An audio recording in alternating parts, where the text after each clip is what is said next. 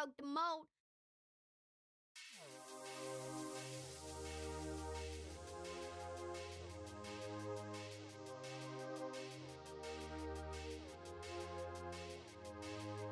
Take me out to the place I wanna be. Press the fire, all the scars in me. Didn't know why I was with. Yeah. Didn't know why I was with. It's like I'm chilling in the Matrix, yeah. No neon, but there's neon light shining on the people when it's lighting up their faces, yeah. I guess I see you in my spaceship. Beat me up, I've had enough of humans. I don't even come from a extraterrestrial. I've been someone died in stratosphere. Guess they fear what they don't understand. I've had enough of this land, so take me up, take me up. I said just take me up, take me up. If it comes to me and you just trust me, I don't give a fuck. I will smash you into smithereens. I got you to the dust.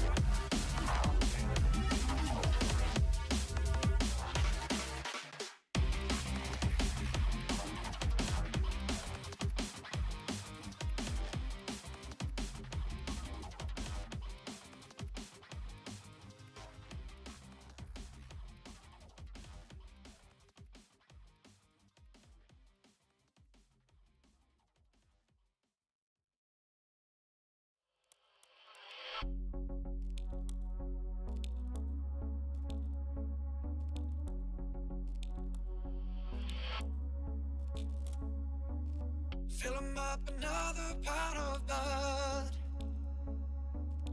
Then he throws the money on the bar. He never lets me keep the change. Fighting with the mirror is deranged.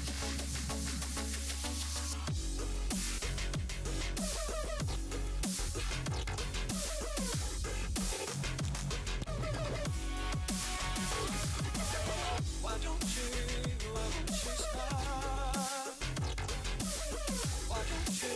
Why won't you smile?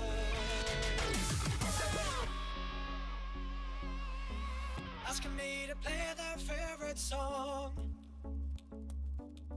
Play it so that they can sing along.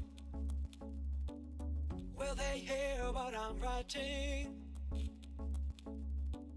I'll give them something more exciting. To make them smile, to make them smile. To make them smile, to make them smile.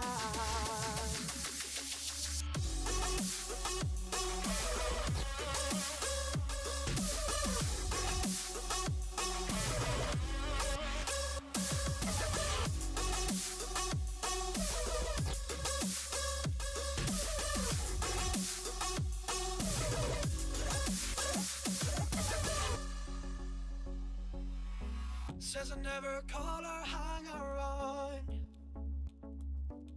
Thinks I've got another girl in town. Should I throw it all away? Or should I stay another day? And she will smile, and she will smile. And she will smile, and she will smile.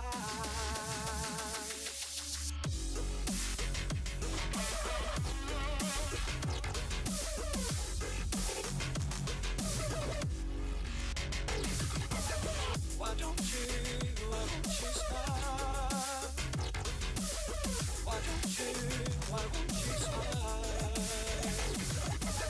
Why don't you smile? Why won't you smile?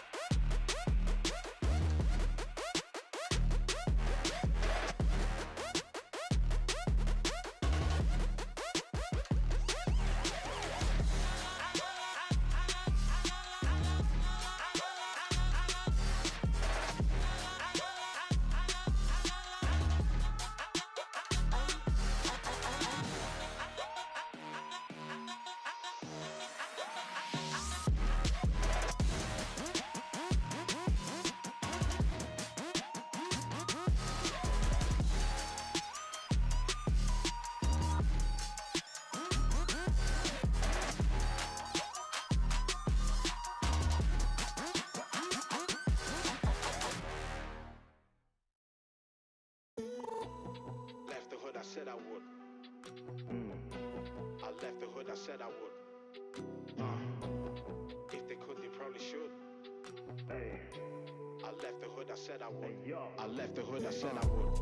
I was caught up in a situation, could have gone real bad. I dipped, took a long vacation, no doubt left man of them mad. Gone. I left the hood, I said I would, so I'ma get mine and I won't feel bad. Nah, if they could, they probably should, but most man end up in a two-man pad. Left the hood, I said I would. I I left the hood, I said I would. Ain't coming back. If they could, they probably should. Oh yeah. I left the hood, I said I would. I left the hood, I said I would. Left the hood, I said I would. I I left the hood, I said I would. ain't coming back. If they could, they probably should. Oh yeah. I left the hood, I said I would. I left the hood, I said I would. I was caught up in a situation, could've gone real bad. I did, took a long vacation, no doubt left none of them mad. I left the hood, I said I would, so I'ma get mine and I won't feel bad. If they could, they probably should, but most man end up in a team and bad. I was caught up in a situation, could've gone real bad. I did, took a long vacation, no doubt left none of them mad. I left the hood, I said I would, so I'ma get mine and I won't feel bad. If they could, they probably should, but most man end up in a team and bad. Left the hood, I said I would. I left the hood, I said I would. I ain't coming back. If they could, they probably should. Oh yeah. I left the hood, I said I would. I left the hood, I said I would. Left the hood, I said I would. I left the hood, I said I would. I ain't coming back. If they could, they probably should. Oh yeah. I left the hood, I said I would. I left the hood, I said I would. I was caught up in a situation, could've gone real bad. I did, took a long vacation, no doubt left none of them mad. I left the hood, I said I would, so I'ma get mine and I won't feel bad. If they could, they probably should, but most man end up in a team and bad. I was caught up in a situation, could've gone real bad. I did, took a long vacation, no doubt left none of them mad. Gone. I left the hood, I said I would, so I'ma get mine and I won't feel bad. Nah, if they could, they probably should, but most man end up in a two-man bad. Left the hood, I said I would. I left the hood, I said I would. Ain't coming back. If they could, they probably should. Oh yeah. I left the hood, I said I would. I left the hood, I said I would. Left the hood, I said I would. I left the hood, I said I would. Ain't coming back. If they could, they probably should. Oh yeah. I left the hood, I said I would. I left the hood, I said I would.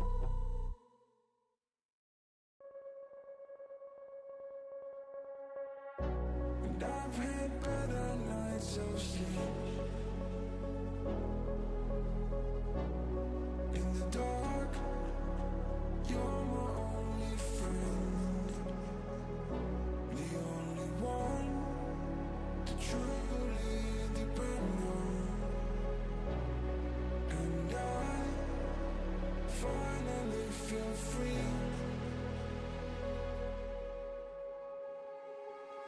I feel like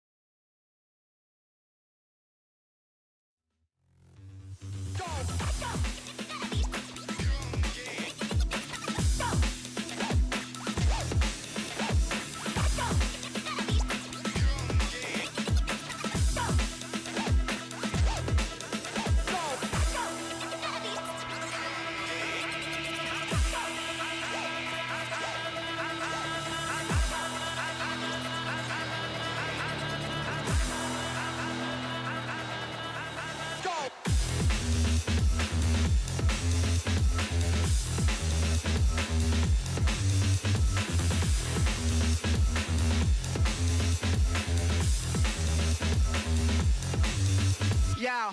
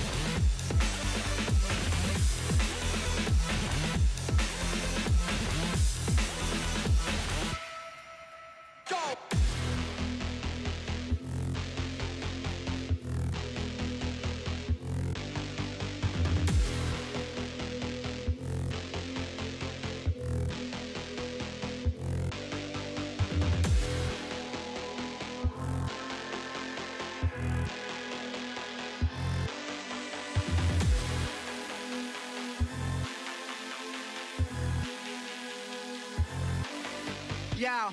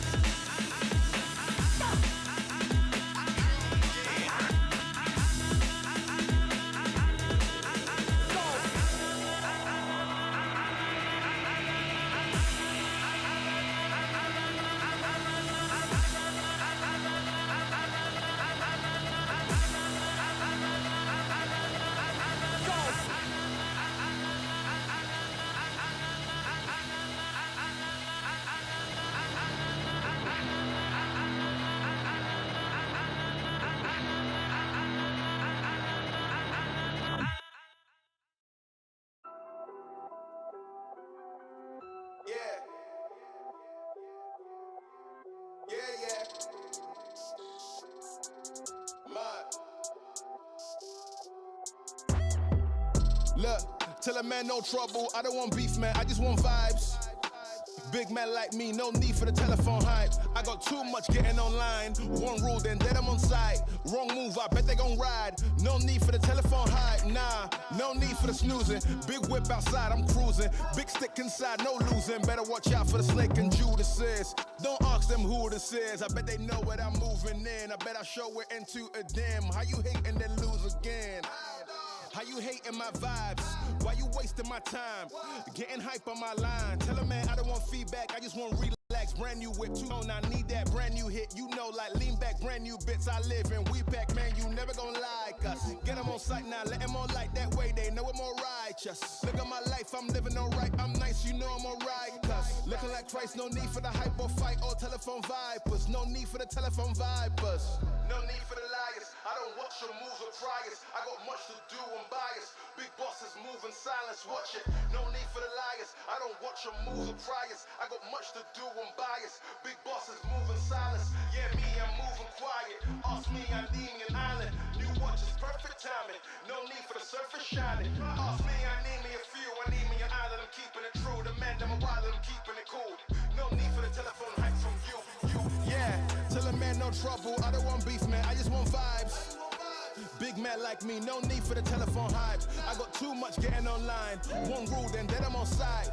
Wrong move, I bet they gon' ride. No need for the telephone hype, yeah. Tell a man no trouble, I don't want beef, man, I just want vibes. Big man like me, no need for the telephone hype. I got too much getting online. One rule, then dead I'm on side. Wrong move, I bet they gon' ride. No need for the telephone hype, yeah.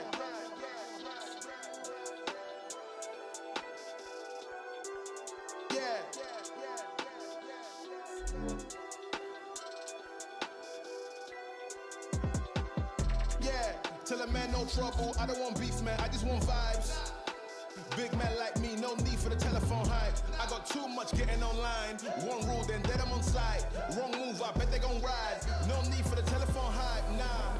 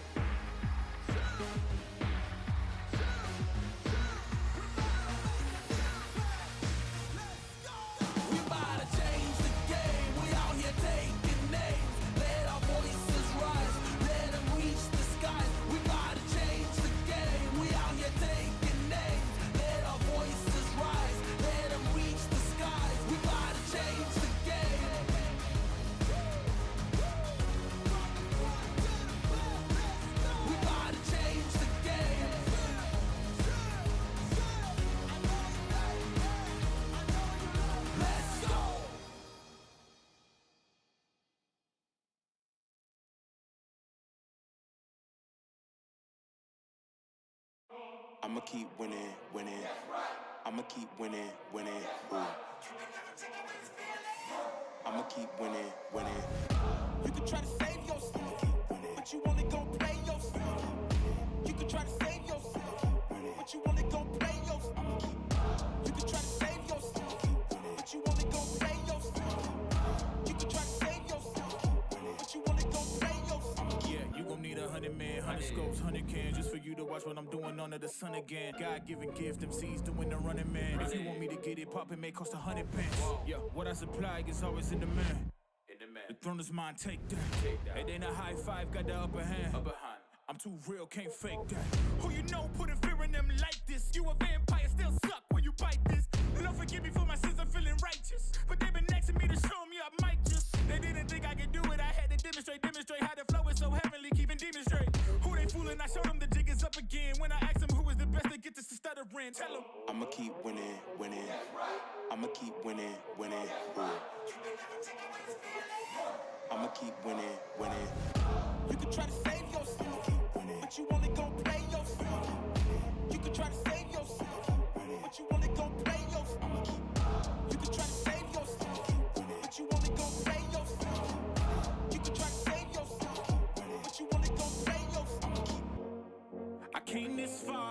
can't stop me now. They knock me down, but they can't count me out. I can't lose, I won't lose. I can't lose, I won't lose. You may wanna set yourself. I think it's best you run away. I won't let you finish. When you came for me, you played yourself. You scream for help. It's a shame that nobody will hit with. No pain, no gain. Watch who you bang with. Make it to the top with the same ones I came with. I shoot my shot. You better know that I'ma never miss. When they coming for me, yeah, I'm gonna tell them this. I'ma keep winning, winning. I'ma keep winning, winning. I'ma keep winning, winning. You can try to save yourself, but you only gon' play yourself. You can try to save yourself, but you only gon' play yourself. I'ma keep. You can try to save yourself, but you only gon' play yourself.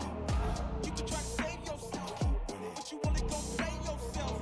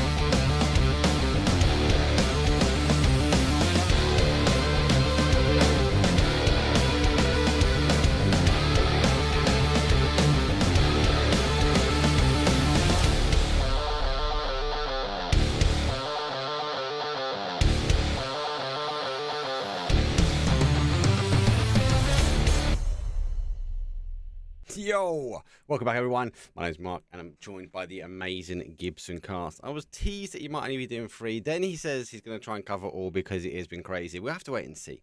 Just depends how the games are going to throw down. Gibson, let's quickly have a recap, though, after day number 1, day number 2. You covered day number 2 with me.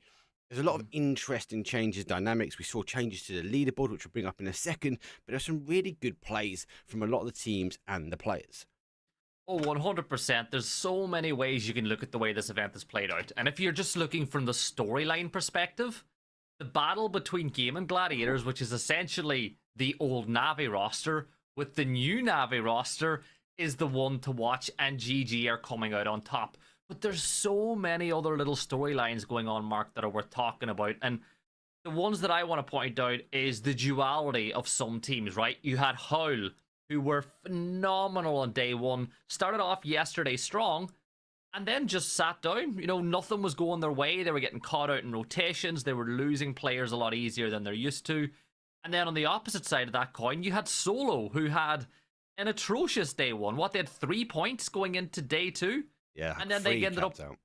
Yeah, they got 2 chicken dinners yesterday. So it just goes to show there's a massive duality in the way that these teams play, and really we want a lot more Jekyll and way less Hyde out of these teams, because they need to find consistency if they want to perform in 2024. And arguably this is one of the first events we say classified as a 3-day event coming into 2024. We'll go into sort of the roadmap in a second, because that was dropped today, and we'll talk about it very quickly. No links, etc. for you guys, but we'll talk about it shortly. But you're right, there's some teams that really performed well on day number 1. There's some teams that didn't perform and then came back heavy hitting on day 2. I would classify Solo in that sort of heavy hit. They did dip out a little bit, though, on day number 2. And definitely teams struggling to keep 4 alive. We didn't really see all the teams consistently keeping 4 up to the end. So very, very high caliber, that tells me, the lobby. We've got major shooters. Everyone's kind of playing that chess scenario that we're seeing.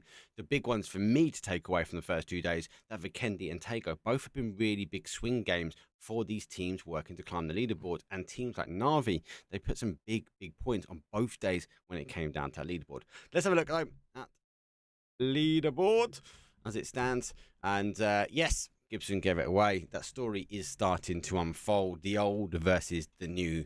It is 115 points for Gaimin Gladiators as they're on the final game for yesterday. Then in number 2, they put themselves up in 115 points. NAVI, though, dropped down to 2nd place at 112, and Vorpal Swords are in 3rd with 101. Apart from that, from 4th down to 7th, there wasn't really that much of a change, but it's worth noting maybe to talk about this other side of the table first, Gibson, because on the right-hand side, we saw question mark coming back. We know it's a team that is normally a very strong performer, especially throughout the whole of 2023. Not a great start for them, but they are clawing their way now up in towards or close enough to that money bags. But there is a big jump for them now. They've really got to hunker down here on game number 1. I think question mark have been really unlucky at times. Sometimes you're rewarded for being the first team to move, whereas what I found with question mark, they moved first several times but didn't go very deep into the zone, and what ended up happening was the teams that moved just after them were leapfrogging them, and then the late movers ended up getting question mark in these little sandwiches situations over and over again. And you know as well as I do, and it doesn't even take a pro player to know, is when you're in the middle of a 3-team gunfight, you're usually the one that's got the most to lose, and that kind of happened question mark a lot. The other team though, Mark, that I think might surprise a lot of people to see where they are is Twisted Minds, right? This is a roster, they've made a change again. They're one of the top teams in Europe for 2 to 3 years now. Those names are legacy names in the EMEA scene, and they're just not coming into this year very warm, are they? They're not playing the same style of play that we're used to seeing. No, I think you put it now is the changing of roster. A lot of the teams we'd have expected to be higher up, they're the ones that have kind of picked the 1s, the 2s. We go back to Howl. Let's recap back at Howl. Their newbie, Code Marco, obviously in there fragging massively for Howl. Is catching up slightly, but a big difference to a new addition. So the new boy really on the squad, completely out fragging the rest of the team. Does that mean he's better than them? No, it just means they are not synergized just yet. They're not quite synced up correctly. So that's going to take a bit of time. We'll see what Howl can do today. And again, question mark, normally massive cohesion between that team. But we only really see a doozy up on the leaderboard. We did see little snippets from Phil First and Best, but a doozy seems to be holding that team together. So 2 different sides of the coin from teams that have put new blood into their mix. Yeah, I think you're pretty much bang on, and you speak about new blood. Well, look at Gaimin Gladiators. That's the ex-NAVI roster with an addition in there, and NAVI as well. 4 young gunners from inside the EU scene that have something to prove and have got the points on the board. The thing that surprises me the most, right, is the fact that Acend have really never kicked off. Now, I know that some people will point to the fact that Kowo is playing, but I would counter that and say Kowo's a very, very good player. Yes, he might not be as good when it comes to mechanical play as the likes of some of the big gunners in the lobby, like your young gunners like Fairest or your Presentes or your Aduzi. But Kowo knows this game inside out. He's by no means a mile behind those players. He is mechanically very good. I think Acend need to up their game a lot today because there is way more in that tank. Yeah, I just want to caveat them. I'm not really seeing him in scrims compared to the other guys. So this is really their first time I've seen them. We know Acend do come and go when it comes down to scrims. Their practice, they will also take the time out where needed. This is the first time I've seen him for 2024. But you're right, they just need to get going today. We've got 6 games though that is coming up, and we'll have a look at the maps though. That we are going to be going through today.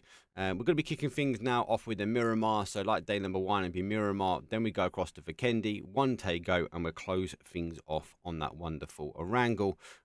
It's not a bad. I actually really like this map combination, Gibson.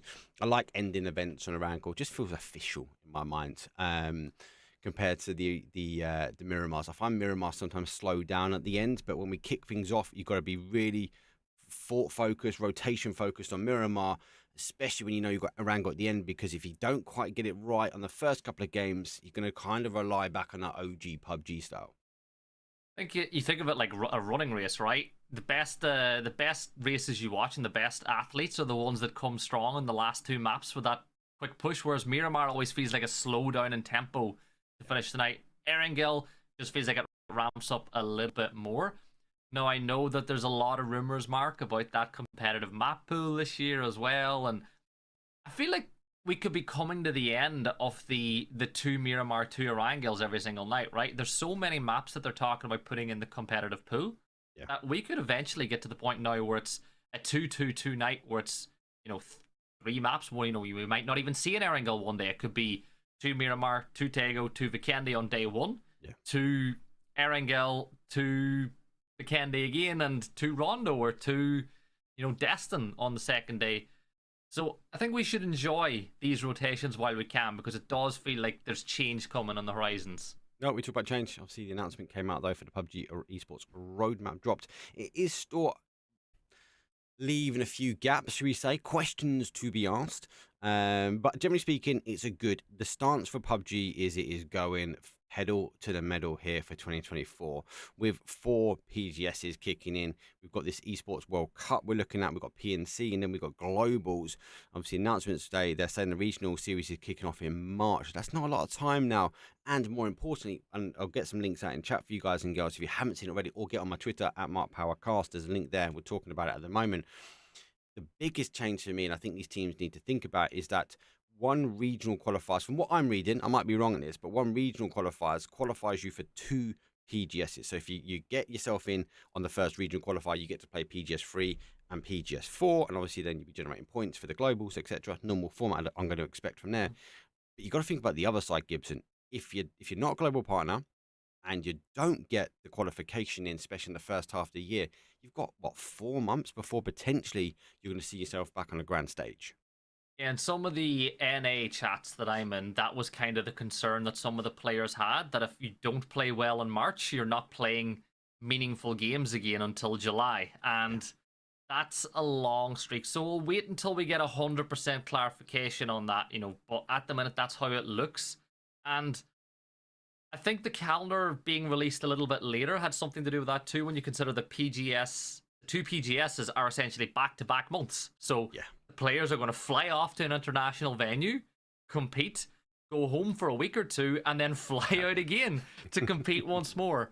And as a viewer, yes, that is phenomenal, right? We get to watch, essentially, the way I was looking at it, right? 8 months this year. So 8 out of the 12 months, there will be meaningful competitive PUBG on the PUBG channel. And yes, there's going to be some questions about the scheduling, but to me, as a viewer, as a fan, it's nice to see PUBG starting to fill out the calendar a little bit, because last year did feel a little bit sparse. Yeah, there was those gaps in between. So I like this kind of Esports World Cup. I kind of expect that's going to be looking at the time of the year. It's going to be that sort of Gamers 8. That'd be interesting. I really want to try and get myself personally out to that one. I think it'd be an interesting, not just to see PUBG, but all of the games. Anyway, I love PNC. I'd expect them to play them more back in the neck of the woods that they were last year. So I don't see a big change. As much as I'd love to see an EMEA LAN event. I think it's too dangerous for me personally. I don't think my wife would allow me. I wouldn't come home. But some of these players, looking at the roadmap, they might not be coming home. They'll be going from event to event, and maybe flying with very short time in between. I think that's maybe why they've kind of done this back-to-back qualifications for one. And obviously, instead of doing qualifications, event, they've done qualifications, event, slight gap, event. It kind of makes sense. But yeah, you've got to take the other side of the coin. If you don't qualify, you do find yourself, though, might be falling short. It's going to be key, though, especially for events like this, events for scrims, NA, EMEA, all of the guys and girls that we love to watch and follow, because you've got to put the hard work in now. And actually, arguably, Gibson, it's already started. The EU PUBG scrims, they've got 5 to 6 lobbies an evening. I know NA's doing the same. They're growing massively. You were doing a bit of NA tournaments last night. We've already seen the likes of Sonics, SDK, etc. They're already in that lobby. So it looks like the mindset from PUBG across the globe is let's go for it, which I think is really good. We've already seen high level, high caliber of people, but For now, let's get ready though for game number 1. It's our final opportunity to see these teams last round of 6. One of 2 Miramars. Do you know what, guys? Let's check them down. We know these players are sneaky, but we're going to go in. It's going to be game number 1. We'll see you guys in a few.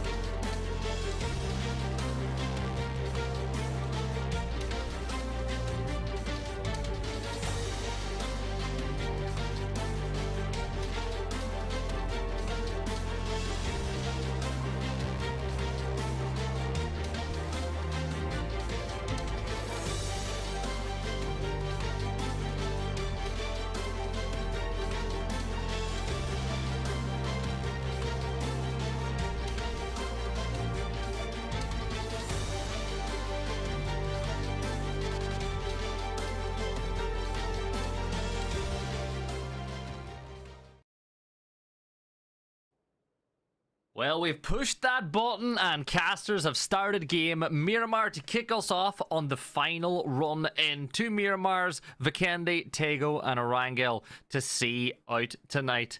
Mark flight path taking us in from about 9 o'clock, taking us all the way down to around 4. It's a northwest to southeast flight path, a little bit more skewed towards the south, but if you drop in Picado, which is what we're seeing happen right now from Pod Samlet, you are pretty happy with this flight path.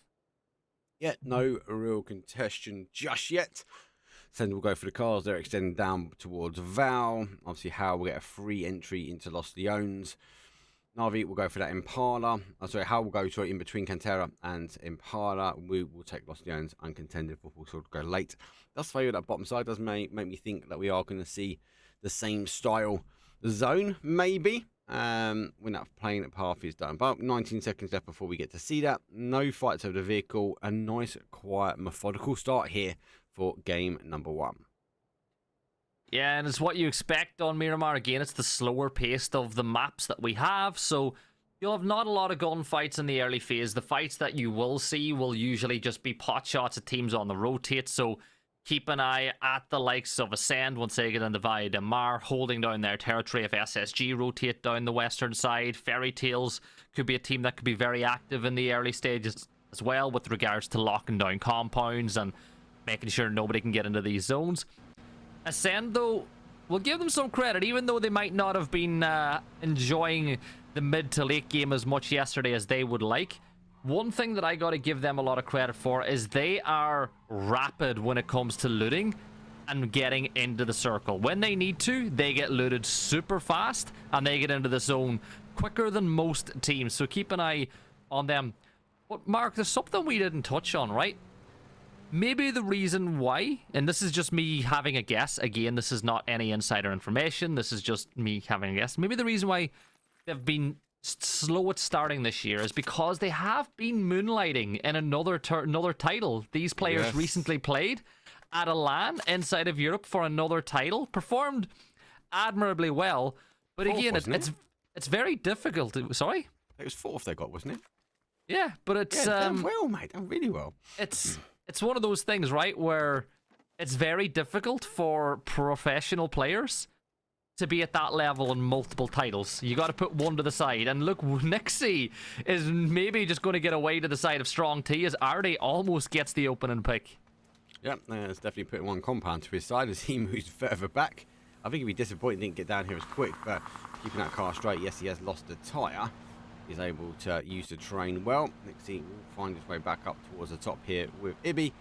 Got a lot of terrain to cover, and sometimes with the Lost the Owns terrain, you get hunkered into farming for that loot. Nixie, not quite so. He went rotating quickly, but the Chomasera rotate from Strong T was a little bit better. So GG's on that one. Worth mentioning, guys, we're on a 25-minute delay. There are no point of view streams, and there are no other language streams. This is the only place that is deemed by the sponsors. So it's one-stop shop, no worries. Obviously, if you are talking different languages in chat, we do have mods in most languages. So again, feel free. Just make sure you're supporting the players, supporting the teams, and it is all love. Yeah, be nice. Be nice or get booted, right? That's the saying here in the Mark Boyer channel. Be nice or be booted. But I think the good thing is with tournaments like this, you're bringing in so many different communities, right? You know, you have a massive Russian following. We've got a lot of Turkish fans inside the chat. Like, you just have to look at Howl and how much love they get in chat. And then you've got, you know, the German teams. You have a lot of Nordic players taking part. This is a lot of fun. And look, even if, you know, I'm going to whisper this because, you know, so even if you like NA, there's something for you here too with SSG taking part, right? I think you're the only NA fan in here. Never. Nah, I've got a crossover. I do like the NA guys. They are late. They've got a bit of a wider rotation to come in, but it's timing. I've got to keep an eye on the NA guys. They've got to figure out where they come in with Saunabois and question marks. I think all three of those teams are going to rotate on that west here. Where do Acend go? Well, they've already wrapped in already, and looks like a strong team. They might have had a bit of a strong cup of tea. Maybe no milk this time, which would be slightly weird.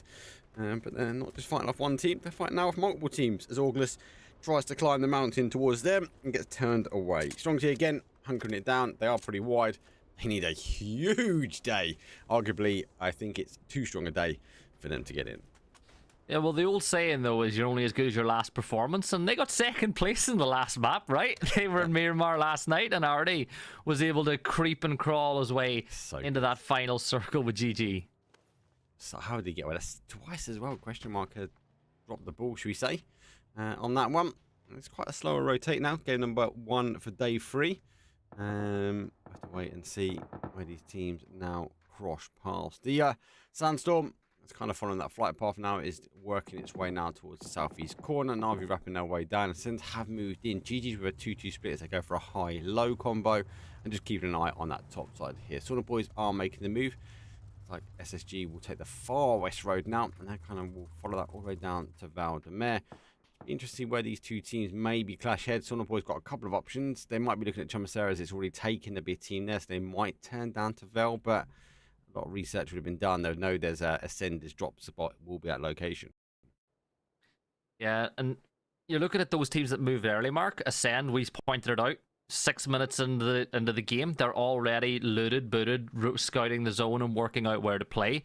Gaimin Gladiators have already got fantastic position at the south side of the circle as well. You know, when you think about these zones, this game, right? Even though the circles are randomized, there are tendencies that you see. And in a circle like this, usually it keeps shifting south down towards those valleys, that open ground. And I wouldn't be surprised if that's where it's going to go. You know, you look at where Acend and Fairy Tales are, that sort of region. We see a lot of games finish around that triangle where between GG and those two sides. So keep an eye to where Phase 2 pops. But Mark, I always like to talk about early game gunfights being pivotal on day 3 for getting team's day up and running. Well, Acend, Kiliakai's got himself a big fight ahead against Fairy Tales, and Zub's going to win it. Yeah, Zub did not want him there. I think he knew he had people round here. Koa's on one side. I thought it's Chris had the angle down, but he spotted GG. And if Acend know they're fighting multiple fronts here, Chris might want to retract back, get closer towards the guys. He's a little bit further out. But Acend, first body down. It's going to be Kiliakai. He is first out for game number 1, so just now sit this one down. Acend are in a good spot. You could argue that a 3 hold in this location will see them maybe through. We've got to wait for the next zone. It's Christo, Storm moving his way forward. He's looking to try and sneak up on Uber here and try and take the compound maybe away from GG. Yeah, and Uber's moving this way as well, so these players are heading for a collision. Braxco doing a bit of bait work here as him driving away might just draw out a peek from Uber. He'll be tempted to have a look, and you can see that he's taken out the Dragunov back to the M4. Curious that someone could be stepping this way. Now, Levante does not have the angle onto Chris, so this is solely a 1 versus 1. And Acend would love to win it, and they do. 1 HP, as Chris will get it, but he's going to get knocked the other side from Levante. And he will be in a rush to get this flush before Acend can reboot, because they know that there's only 3 players left alive for Acend, which means there's only 2 players up. But this is not what GG needed to kick off day 3. Nope. We want to try and keep NAVI away. NAVI will be loving this in the kill feed. There's a kill. There's a flush. They've got a knock. And yes, you're right. They're going to know straight away. Melman has arrived as well. He's down. Flush is there, but he goes down. Final player for them now is going to be Koa. he is further afield. It might be a 180 turn and hunker down somewhere else. It's quite difficult now. The nades are coming in. Chris has gone further down. Some argument to say from Acend, there's no loss. It could maybe continue, but no. Koa has done a 180. He's working his way back. Might be going back to the compound where he came from. Unfortunate for him, though. You can see on the map, SSG were also moving in. Yeah, SSG came in down that west side of the zone. Levante will confirm out Braxco. Now, there may be a res possible, but Alia needs to get out of this T-junction compound because the rest of his team are a little bit further afield, and once you hear a car rolling in, well, you roll out. Chris should get spotted out now. Well, at least you'd hope that Alia will spot out Chris as they drive past. Kowo is surrounded by SSG here, as well as this could be the really unideal start for Acend on day 2, and this is one of the teams that I thought if they're genuine contenders and they feel like they can win this event, they needed double-digit points in game number 1 of the day, and I don't think that's going to happen. Oh, well, we'll try and hunker down, but that car will be a slight giveaway if SSG do spot it. It isn't a bit of a bowl. I don't feel like they have. That's why Pixel has done a 180. Maybe it's because of the zone. It has kind of gone where we thought it would. It's straight pretty much down into the center. Still holds a lot of the water, so we know it has to bounce away. The question is how far. We know Miramar is not always as aggressive on the rotate. I feel like Page has seen that car, so I think he's sneaking his way back up just to find an angle. Maybe not. He's looking the other way. Koa, Store alive. Store holding out. Surely one of them seen it now. And Koa, little target acquired. SSG, I think they're going to assume he's in the shack, maybe. Might just opt to go around. It's sometimes difficult when you put someone in a back corner like we saw yesterday. Some people can really cause some damage. So SSG, another team need a good day. They may be not wanting to risk it for just throwing it into the sort of the single shack environment. You see a shack like this, so you gotta assume it's one player, right? And yeah, Acend, Ko's got to be very careful because Kron might be tempted to peek this way. I think Ko's done the right thing. Just don't engage too early.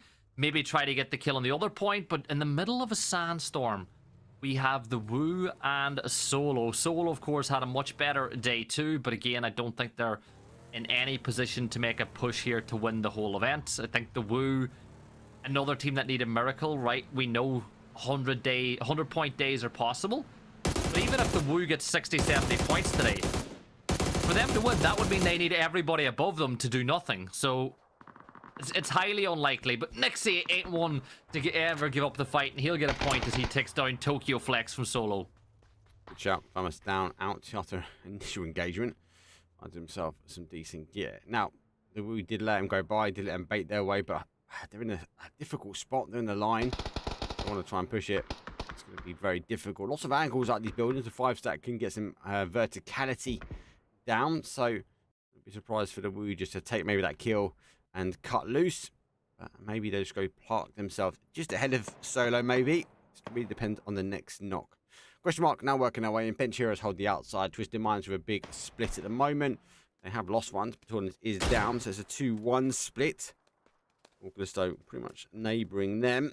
No, Twisted Minds had a good split yesterday, and they were able to sort of collapse in really well, but just wait and see. They have lost one. Saunabois are taking long distance shot, but Lou just able to get maybe back to that car in time. Can't see Orgless making any moves on that mini-map towards his position either.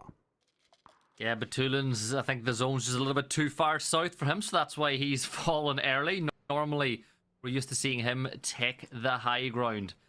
Ibby here for the Wu. Pretty close by to the members of Solo, but they're going to stay inside that compound in Los Leones until the very last second, then push up in a bunch so that if they come under fire, they can fire back and cover each other and kind of tactically move from building to building. The Wu, they're going to hold them out. Quasi's going to lock down the warehouses so they've got somewhere to fall back. But I am actually loving the way both these teams are playing this, right? So the Wu, they've gone to the south side to hold out Solo. There we go. Solo realizing that that's most likely what the Wu are going to do. They're going to rotate a little bit earlier and try get out on the side of the zone where they've got a lot more cover. And they have made it inside the circle mark, but you see that shift has come through, and it's a violent shift of the circle. Yep. And somehow Solo sort of thread the needle in between Question mark and the Woo using the train well. They have had to stop because that car is pretty much down and out. A few shots coming back. A doozy, long distance, danger, powerhouse he is.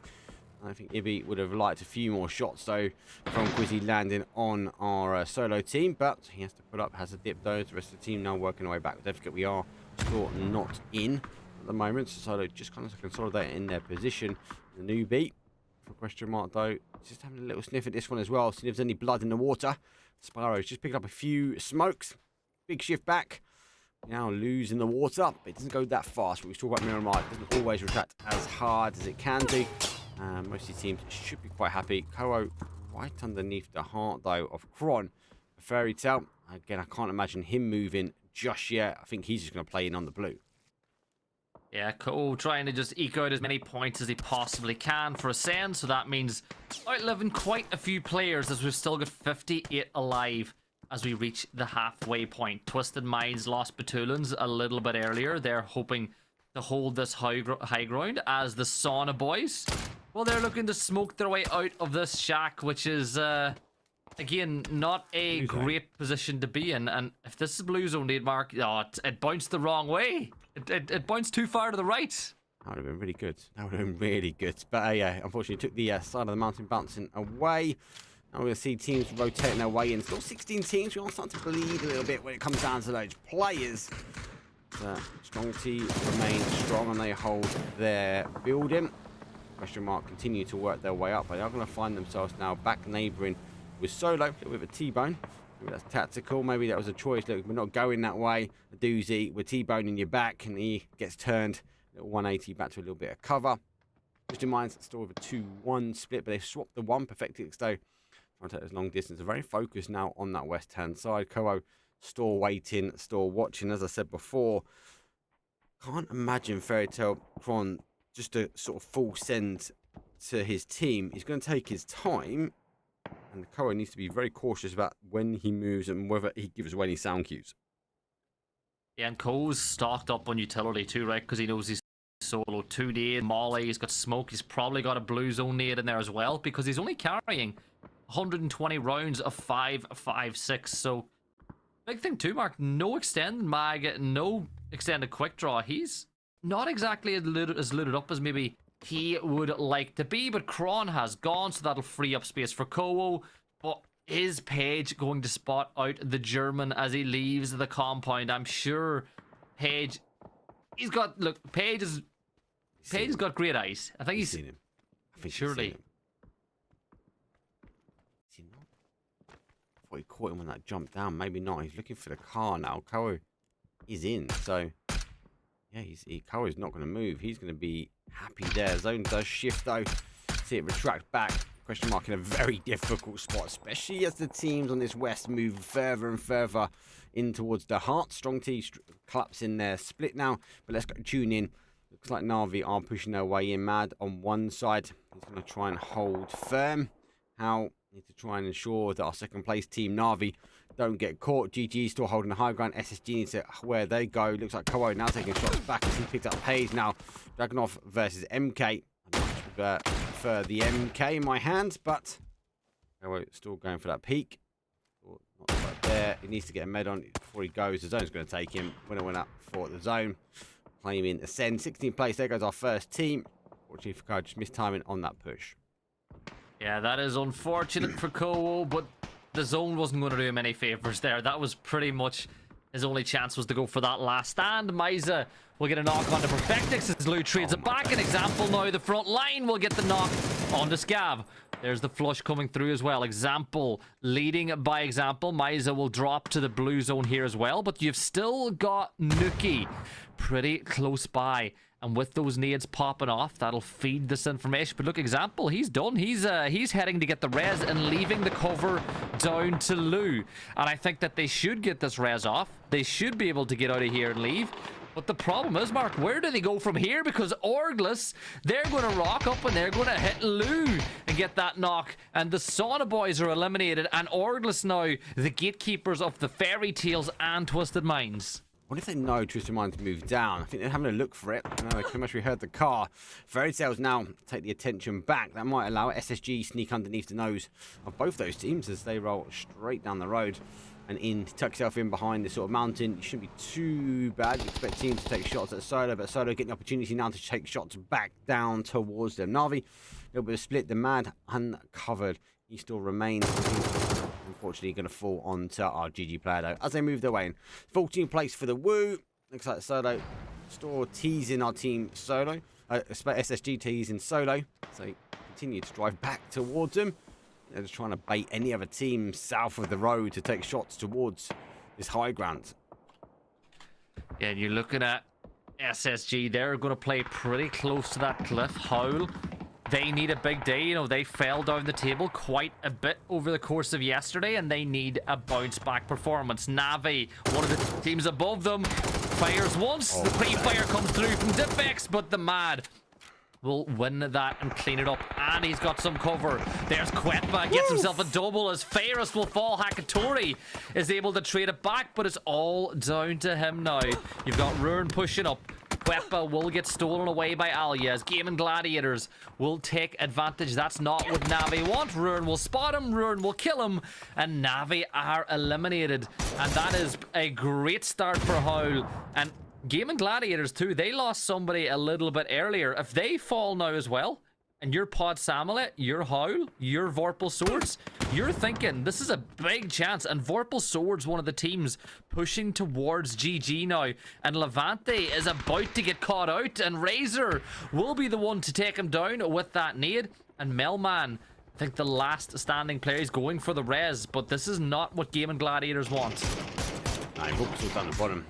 Keep looking up. They would have just seen Navi go down, so it's going to be a med and close eyes push forward. Twisted Minds now will fall. We're down to 11 teams. They'll take 12. Melman is trying to keep the car straight as possible. Now in the train well, does get through it and now in towards zone, but where do you park? Most of these teams down this side. There's a little dip here if they just sort of hunker down and use the car. Strong team will have eyes on them. Actually looks like they might continue to play. I think they were looking to go for the shack. Nades did come out. We get it. It's going to be free. And GG's will fight another day. For now, we've got, unfortunately, SSG got a rotation coming from behind, and that's coming in from Fairy Tail. Opting not to take the high ground. Orgless did get the fence here. They're going to be cautious. They need to really aggro this fight. They can't give any sort of mobility now to Fairy Tail. Not at all. And look, SSG, they've lost 2 players. Roth isn't going to get rezzed. Fairy Tail moving in. Melman actually steals that kill as Gaimin Gladiators pick up another one for themselves. Ruin doing some damage onto Razor as 2 of our top 5 teams will go head to head on the other side of the circle. Nabat will get the knock on to Ruin as well, so keep an eye on the kill feed because that's a pretty big fight with regards to this lobby. Marco falls, Howl fall, and Vorpal Swords. Well, there's some fans for them in chat. They are liking what they are seeing so far as they get the south of zone. But SSG hitting the deck is Pixel. What a disgusting little angle he finds as he takes down Mr. Brightside. But SSG will fall, and now Sloy Jacket is on a move to get these reses off because look at this. Just above them, Solo might be able to underhand some nades, but I think they're more focused on Orgless. Yeah, Orgless, no, he's got to conquer this. These sort of little dips up here you can play, but arguably you want to kind of get to where we see our Solo team is what there's a better ridge in there. Zone does retract back this way. Orgless don't need to push. They've got options now. They can maybe go back on the other side, just keep Solo, maybe not that ensured destruction towards the later game. 8 teams remain. We're on the placement points. We have to wait and see how we go, but 26 players are left alive, but more teams losing players than most. There's only a couple left with 4 full squads on the battlegrounds. Habako just creating that smoke wall. Vorpal Swords, 5 kills on the board will do them a lot of favors, but they need to get inside the circle, and I just don't see how feasible that's going to be as Solo do a lot of damage on them on the move. Strong T, they've made themselves into the placement points as well, and Flatobi has got himself inside the zone, playing that nice little ridge line that maybe Fairy Tail might start pushing towards a little bit later. The bigger fight is the one the question mark find themselves in right now, because they're getting pushed by 2 different teams at once. The benched heroes and Pod Samlet. More teams at the top of the leaderboard just pinching out question mark. Sloyjack gets a knock on Tobacco, but look at that. Festo gets one. Spyro peeking up, doing some damage on the benched heroes on the south of the zone. VS are going to get eliminated. But question mark are getting pushed on multiple sides. It's so difficult for question mark. They can see their heads. It's like a tease. They see the head. Oh, we can get these guys. They pop up, and then you get Pod hitting them hard. They're down to 2. Now we've got more nades incoming. Different angle. Double nade comes in from Pod. That's pretty much good. One gets hoovered up in the buggy. Doesn't quite get the connection. The buggy takes a bit more damage. Couple more shots there, or another nade. That's going to do it for the buggy. That's going to go. Cautious now where it's going to fly towards Spyro. Flies over to him, and Spyro ducks underneath the flames. A true dragon that he is. But hello, Senpai. He does not want to give him the opportunity. Now they just need a favour. Looks like they are trying to return as bench heroes doing the damage that was trying to be done. The question mark got nowhere else to go. There it is. Wham, bam. Thank you, man. Pod. We'll finish it up with some nades. Yeah, Pod Samlet on the move now as well. 6 points for them. Remember, you and I have covered this team quite a bit over the course of the last 6-7 months. And again, I think that they've got a lot of potential, but they just need to start tapping into it a little bit more. Orgless up on top of the hill now with the blue at their back. You've still got Fairy Tail with the ridgeline providing fantastic cover. And honestly, if you're Strong T, if you're Fairy Tails, now's not the time to get overly aggressive. Let the rest of the lobby deal with them, and then use these defensive positions and try to turn them into offensive ones. Yeah, this is about time. We saw it yesterday. A couple of games, actually, really arguably, teams played the time well. And then, as that sort of result, it came into, you know what, let's work our way down. We don't need to move. We saw it on, was it day number 2 with NAVI? Doesn't have to deal with a fight with GG and Howl. They kind of let that one sort of pitter its way down. And once that fight ended, they got involved. Prime example again, Fairy Tail. Yes, they've not got the best position. They are arguably going to go out this next sort of zone and move in. They don't need to do it now. MK in hand. They've got to now focus their attention on Strong T. The further they push that way, they might expose themselves to Solo. Solo got to keep an eye on towards Orgless on the other side. Both these teams are not going to want to get up the high ground. They can sort of look down, but as they start playing peekaboo, got to be cautious. There goes that first MK shot. As Snow does pick up Strong T, and they're down to their final player. And there's a Solo player. Don't want to be looking straight down to the barrel of an MK.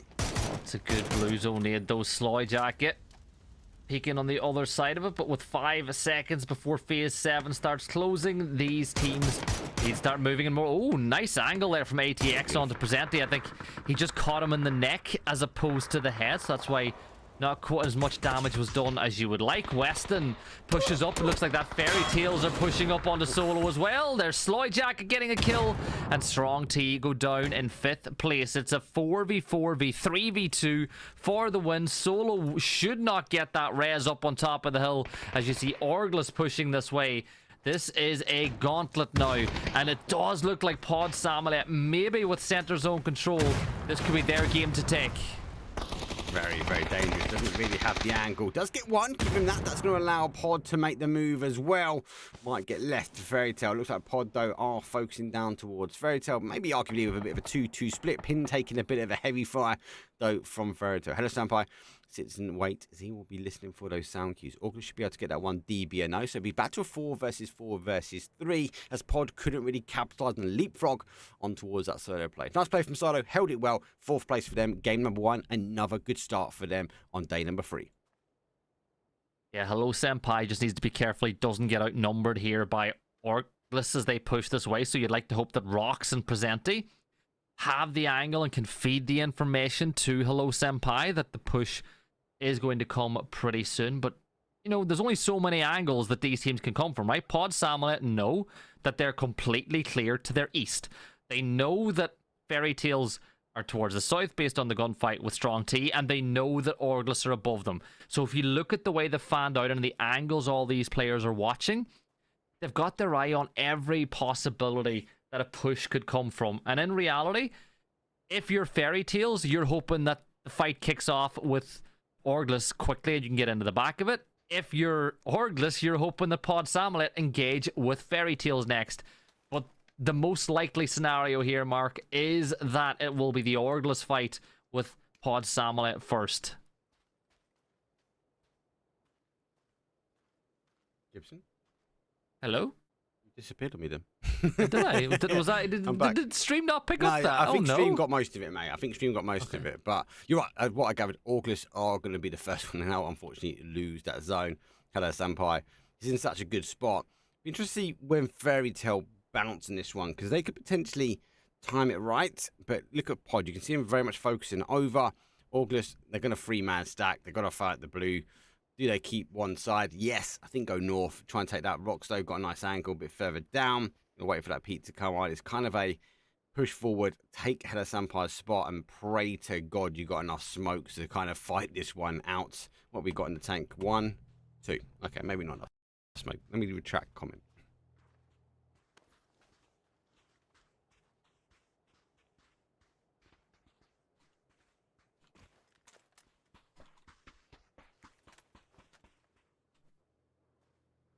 Interesting. I still can't hear you, Gibson, if you are there.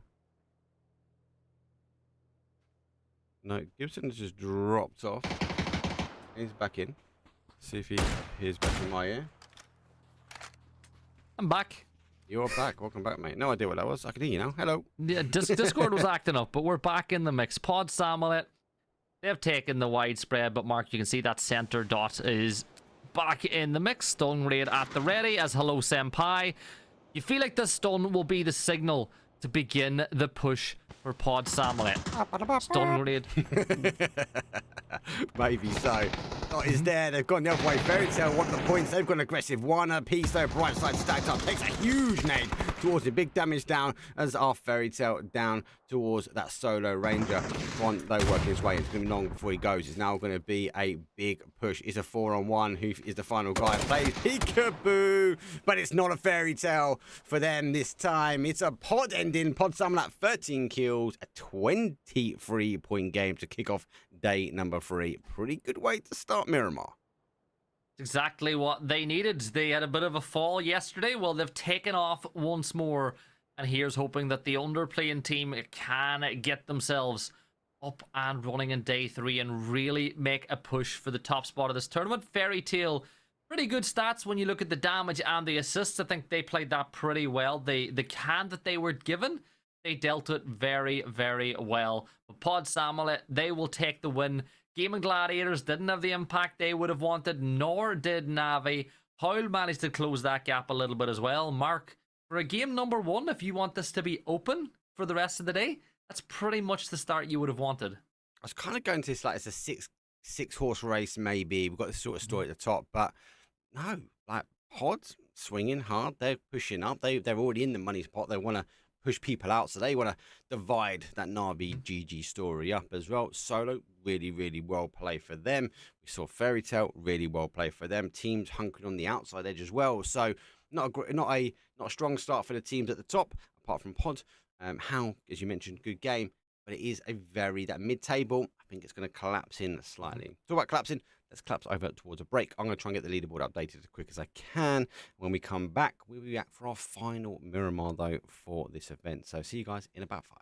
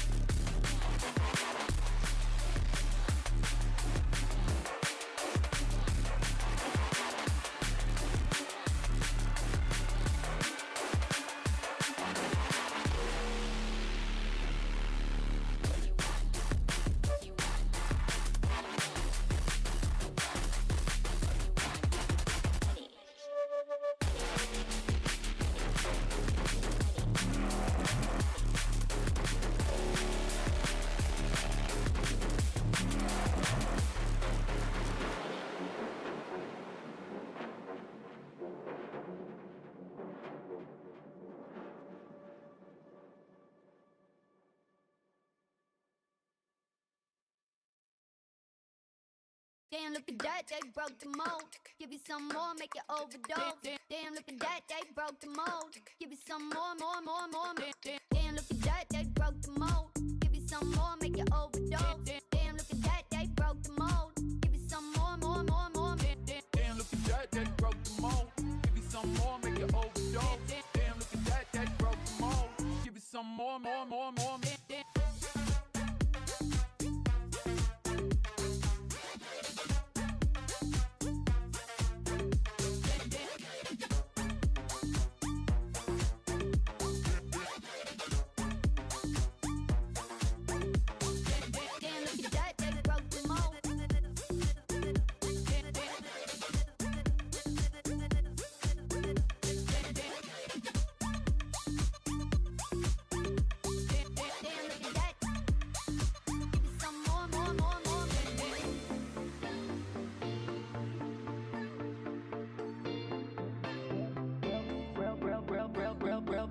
Real bad, this got it like that, got it like that, got it like that. Real bad, this got it like that, got it like that, got it like that.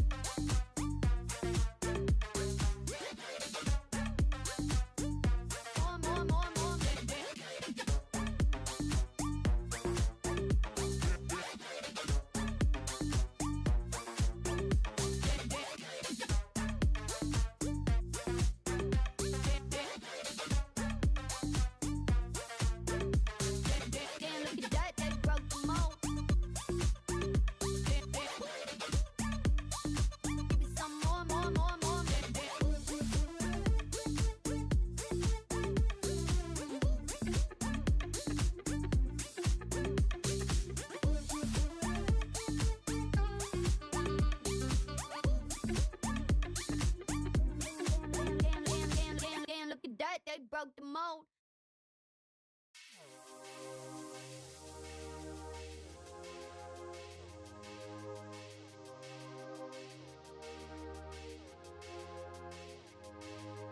Take me out to the place I wanna be. Press the fire, all the scars in me. Didn't know why I was with. Yeah. Didn't know why I was with. It's like I'm chilling in the Matrix.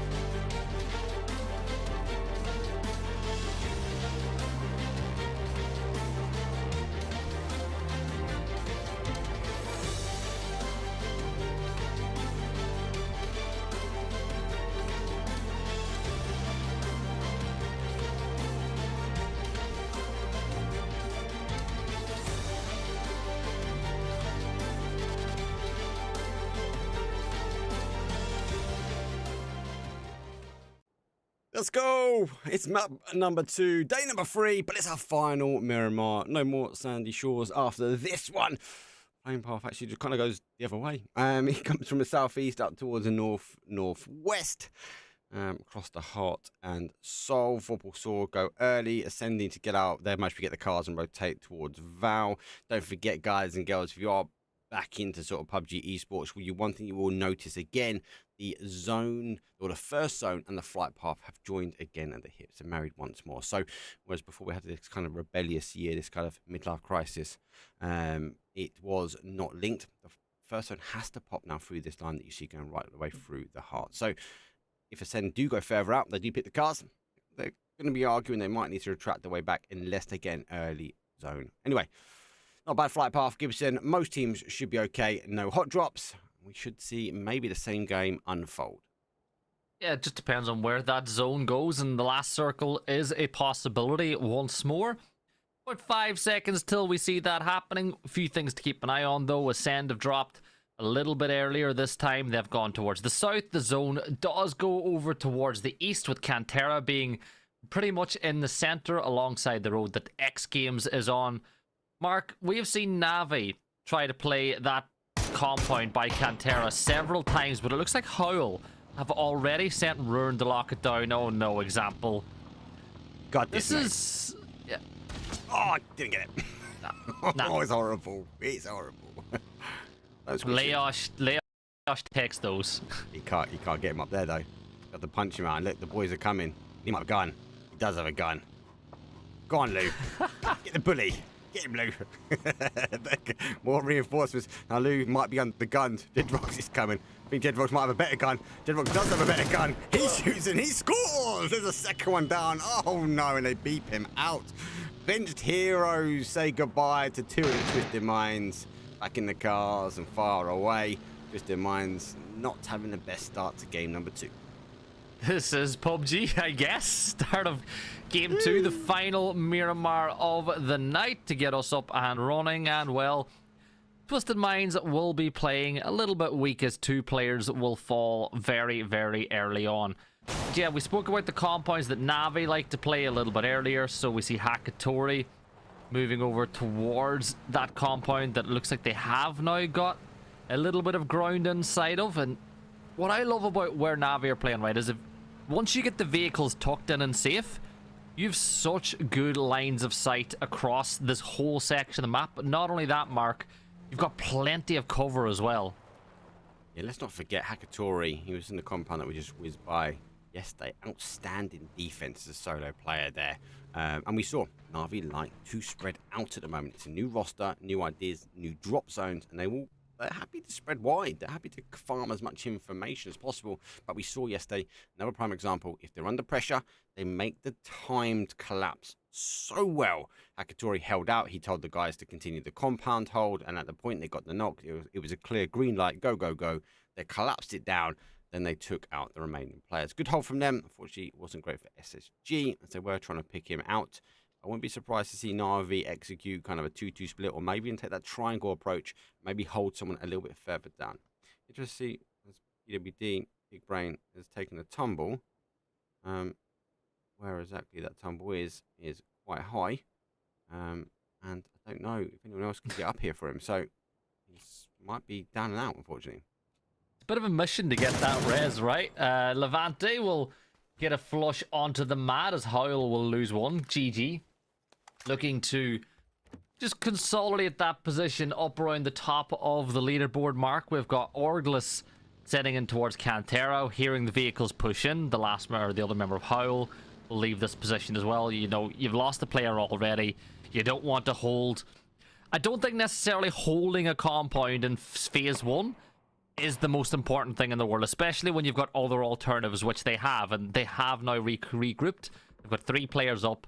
Important that they now use those 3 to get as much information as they can and play this map well, because they're you know, yes, they had a decent enough map last time around, but they are at risk of falling behind that leading pack.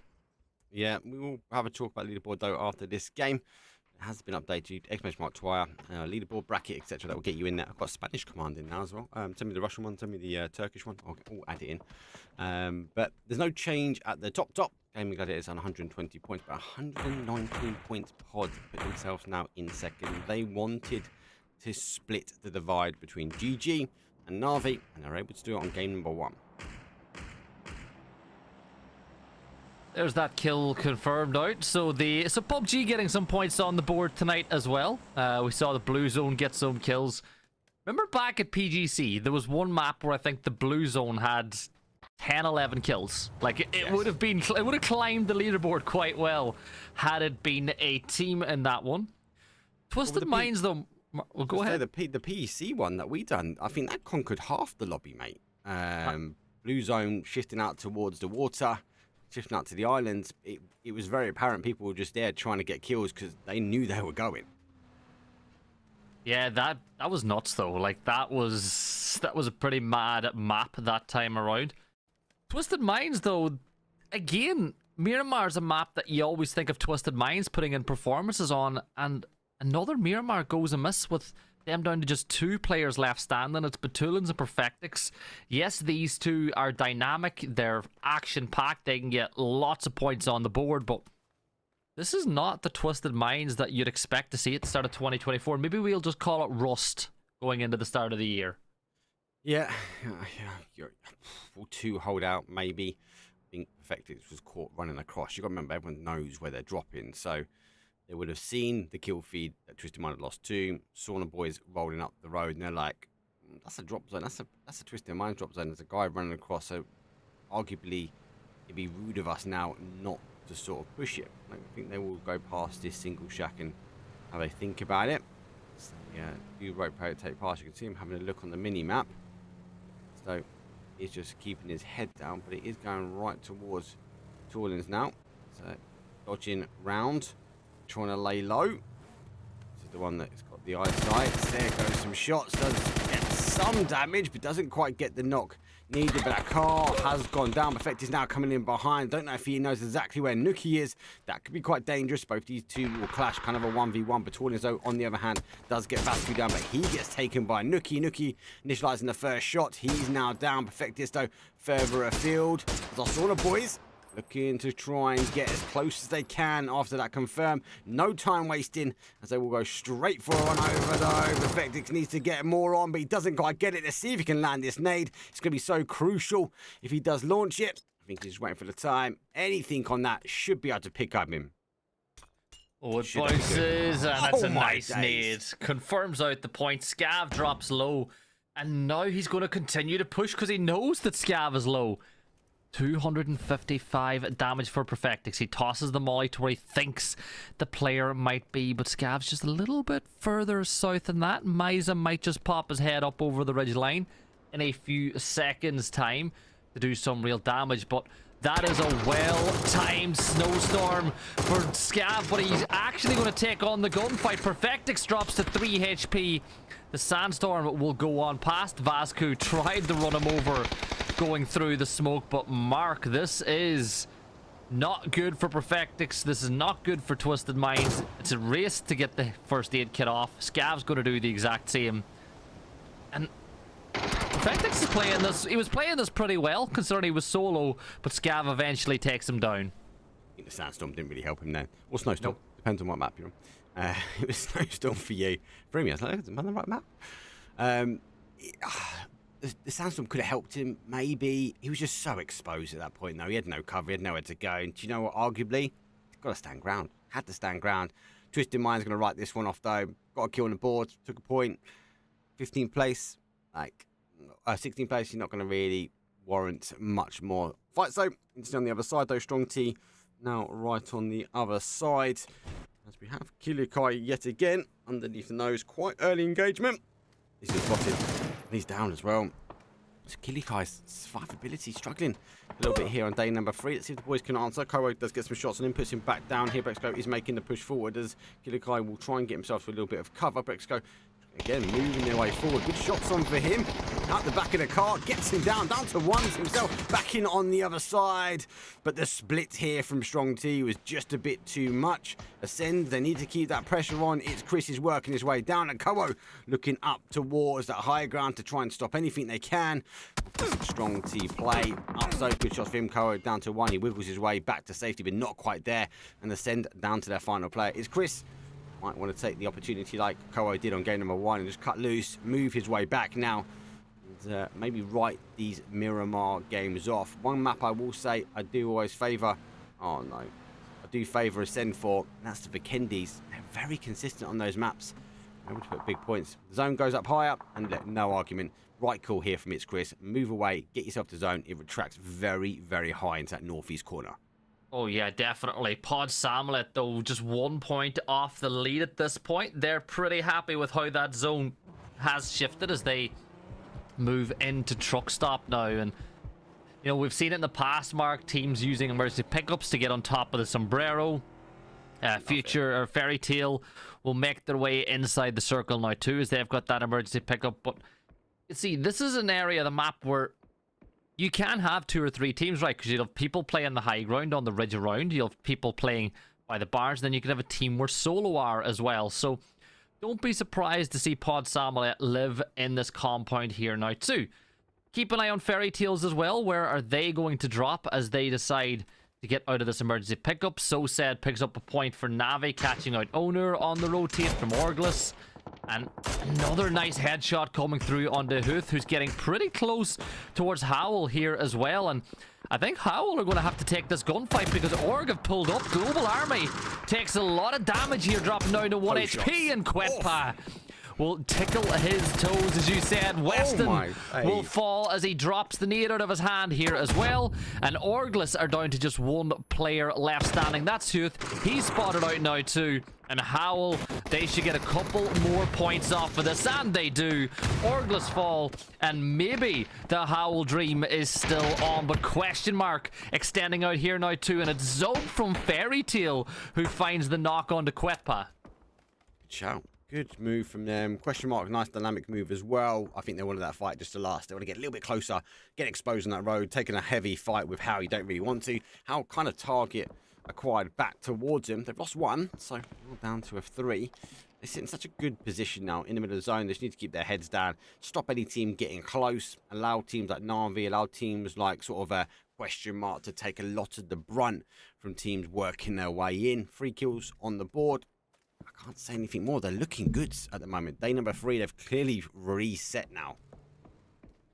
Yeah, we're now looking at the saloon compound, you know, the saloon building. If you get a headshot with Dragonov at that range, that is a knock, and it could signal maybe a push from Howl, but I don't think they're in too much of a rush to make the move either. Rern is just going to scout out the map, let them know what's going on, try to work out how many question mark players are there.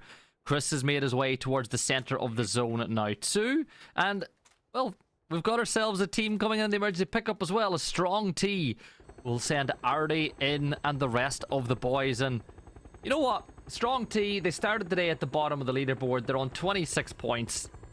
And they've got 3 kills already. Game. I'd like to see them make a push up to mid-table as well. Yes, the top 5 are the only place to get money. But you know me, Mark. I see every single team put out good plays and climb the table. You know, we don't wish ill will on any team. Yeah, we do not wish ill will. You want to see all the action, and like this, Art is going to try and do that James Bond move into the back of the car. Will he get run over is the big question. No, they have to stop. Greg comes up over the top though. Initial shots come in though. He puts 1 down. Looks like a repeat. Second one goes down here. Strong T came in with a strong parachute, but it's not strong gunfight at the moment. They actually split, and it's Chris. He's involved as well. He wants to try and take as many points as he can now at the end. Comarco down to a 1 shot. Fate leaving the Fate down to a 1v1. He's got to make a continued push forward though. Vorpal Sword will try and conquer as many kills as they can. Initial shots don't quite happen here, and Vorpal Sword doing the hard lifting. Looks like Fate needs to ensure this grenade is good. I think that should be the end of it. This down does go too far, and he's actually going to leave it down towards his gun. Fate will clear it up. He will be the solo player now working for Strong T. Yeah, Strong T, 5 more points on the board for them. I don't know how many more they are going to find, as he will run towards Vorpal Swords because they're going to try to get the res off here in this scenario.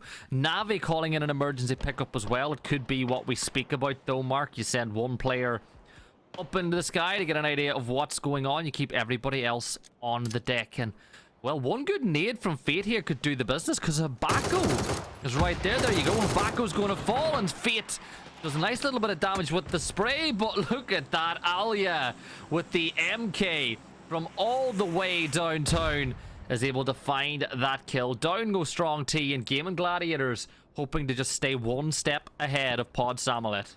Yeah, good move. I think, I don't know, this Chris should be able to survive out. I think he'd be alright. SSG working away in the sandstorm, going to not be helping. Waters are coming in. He can keep eyes on that. It's coming from Navi. It's kind of a bit of a throwaway. They're in the compound, trying to make something happen. They now sit on the outside edge, and they take an E-pick. Send 2 in. Yeah, it's a bit of a farm of information, and GG know exactly who's there. They get a knock. Might see him collapse quite aggressively to ensure they remain ahead of Navi. Yeah, Alia peeking with that MK. The level 3 gear will do a lot of favors. Sending a couple of players on that emergency pickup to scout a little bit deeper inside the zone. This is what we expect them to do. Get up, get a little bit of a line of sight, drop down again. There's no need to go too far towards the north. Solo here. They've got 2 players alive. They're still holding a compound. Vorpal Swords doing the exact same. Get rocks from benched heroes. Well, as you can see, he's taking about 3 damage per tick, 4 damage per tick inside the blue zone. But he's got a little bit more ways to go. And when he does get in mark, there are teams pretty close by. So Gedrox needs to be smart with how he plays this rotate. Yeah, he's got enough meds. I think it was 16 med. From quick looking there, he's got a lot to go in, but he can't really do well. Pod Slam translates under the airplane. Yes, I've been told that before. Yeah, we found this out when we were working Telia and Good Game League. Yeah. The SSG, they're coming out north, rotate. Zone bounces its way back. Vorpal Sword will hunker down as Chris makes the move again back to sort of that middle zone. There's lots of little sand bunkers that he can get himself into. GG's continuing to pressure though on this south side. Connecting shots just yet, so I don't think they know exactly who they're fighting, just as it stands. Question mark are slightly out of zone. Got a little toe in. Like SSG gonna move in. They've got a long rotate. They've got to do it quite quick. This is phase 4.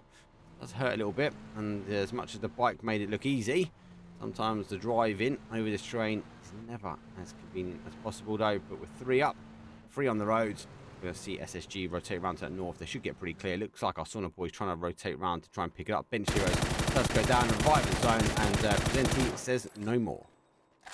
Yeah, Gedrox is out. Roth needs to get a move on as well if he doesn't want to fall to the blue, but I think he does manage to get inside the circle. Now Maiza will hear the rest of SSG, and look, they know that Roth came under fire on the main road, so they rotate just a little bit closer to the edge of this ridge. Smart decision making, but Maiza, if he hit Bizzler once, might have been able to get that knock, but he didn't. But Mark, Navi and Gaimin Gladiators can't separate each other on the leaderboard, and well, they're getting pretty close together here on the server as well. Yep, they've got, it seemed like we saw that yesterday, the Woo and SSG now on top of each other as well. I won't have to even tell here SSG to see how they can react though. If he launches the shots up, Page goes down. He's going to go for a retract slightly. Second one is down as well. There goes confirm. Ibby gets a bit of a freedom. Here's Nixie and Ibby sort of driving this sort of top side here. Roth now comes into sight. He hasn't really got the cover. He needs to work his way back. Bizzler causes the damage. He does pick up some shots as Ibby does go down. And Bizzler, solo ranger, finds himself the Woo collapsing their way in. Richie B has a lot of work to do here with Quizzy creeping up. Now, Richie is trying to get the res off onto Pixel. He's got 2 seconds left, but Quizzy is here. The blue zone is there as well. The blue zone's going to get thrown, and he'll find Pixel with it. Richie, 21 HP. Essentially, 1 or 2 bullets will be enough, and there you have it. The Woo wipe out SSG. The circle shifts again, and well, look at this. Vorpal Swords in a pretty good spot here as well. They've been hunkered down for a while. No needs. They took some damage. The fight I think is going to happen is going to be the GG versus Navi. Nade comes out from Hakatori. Levante up and over. Initial shots quite Visto. Veristo getting involved, but he goes down to 1, but puts him down at the end. Alia goes down, and the 2-2 split here from GG. They get split completely. Question mark to the north. They know who's there. Hakatori will confirm. At least 1 off. Going for the secondary now. GG now got to make a decision. Do they take a 2-on-4 to the team that is chasing them down, or go for a wide wrap and pray you can make your way past question mark? Well, they're going to try. Uber's going to come under heavy fire. A doozy takes down Melman, leaving it all down to one of the greatest to ever pick up a mouse and keyboard in PUBG. He gets 1, and he does get the knock onto Spyro, but will the flush come through? I would love to know, by the way, how Navi fans feel about that fight, right? Do you have the love and loyalty towards Uba and Alia and the rest of them, or do you fully back the new roster? You know, it's bound to be a tough one to watch. Pin can't stand watching for too long because Hakatori has got a beat onto where he is playing. Tokyo Flex for solo is down here as well as, oh my god, that nade landed right at his toes, and Rox will manage to get those 2 more points for Pod Samalet, as that should now see them temporarily at least, take top spot with a couple more teams in the hunt still alive and kicking in this lobby. So said, we'll do a bit of damage here onto Nixie. Kron gets the knock on to Quizzy as they're just trying to push towards this player on the other side of the shack, and Ibby will get that kill confirmed. And Mark, we're down to just 7 teams left alive. Make that 6. That's a good spray from Nixie. We'll wipe out the fairy tales, and we'll see Saunabois drop as well. Yeah, it's a good play from them. They conquered the high ground now. We're going to have to try and work their way in. Question mark got a bit of movement. Now we've got a lot of freedom on this south side now. They are looking to capitalise on it as they are now coming up behind that question mark. The question is, how far does NAVI push in on this one? Oh, they're bound to be tempted to make the push, but you look at the position they have. You've got an anchor who's inside the zone with a lovely ridgeline to play, and you know the question marker weak nearby, so you can push question. Oh my god, Hakatori, the nade perfectly landed onto where Spyro was going, and question mark are eliminated as Pod Samulet will get involved as well. It's Chris still alive inside the server. Yes, Acend lost players earlier, but at least they're guaranteed 3 placement points at the very minimum. Pod Samulet with 7 kills though, Mark. They're in 2nd place going into this one. They're now in 1st, and they have started today on fire. Pod just inconsistent. We spoke about consistency yesterday. I think they know where NAVI are, and they'll be looking at that. That's the team that's chasing us. 7 kills on the board. Nice smoke. Fox will work his way back towards zone. It's Chris still hunkered down by the Tree of Life. Pretty much in the centre of zone anyway, but Vorpal Sword, they still have the hard cover. Woo fought hard for the high ground. They've got the complete east side now under their control. I think they're just going to sit, watch and wait, make sure no one rotates around by them, and maybe try and pick some kills and steals as we work our way now in towards this late game. So said. Great line of sight, but now the zone shifts, and once more Vorpal Swords find themselves in a great spot. So said, I think, just about spotted the head. Surprised he hasn't popped an energy drink or a, or painkillers to get that HP up to 100. Maybe he's happy fairest will be up at 100 HP in just a few seconds time. But this is a big fight now, right, between NAVI and Pod Samulet, because you feel like whoever wins this fight between the two could very realistically be sitting on top of the leaderboard at the end of this map. Yeah. Yeah, it is a good fight. 5 kills with 7 Pod were on as well, so it depends. You kind of want to clear him, don't you? But we'll have to wait and see. Vorpal Sword won't move just yet. Looks like it's Chris keeping his head on a little bit of swivel. It's NAVI now getting the cars. Hakatori does get 1. Surely they're going to be calling, do we make the push? Can they make the push? I think is the bigger call.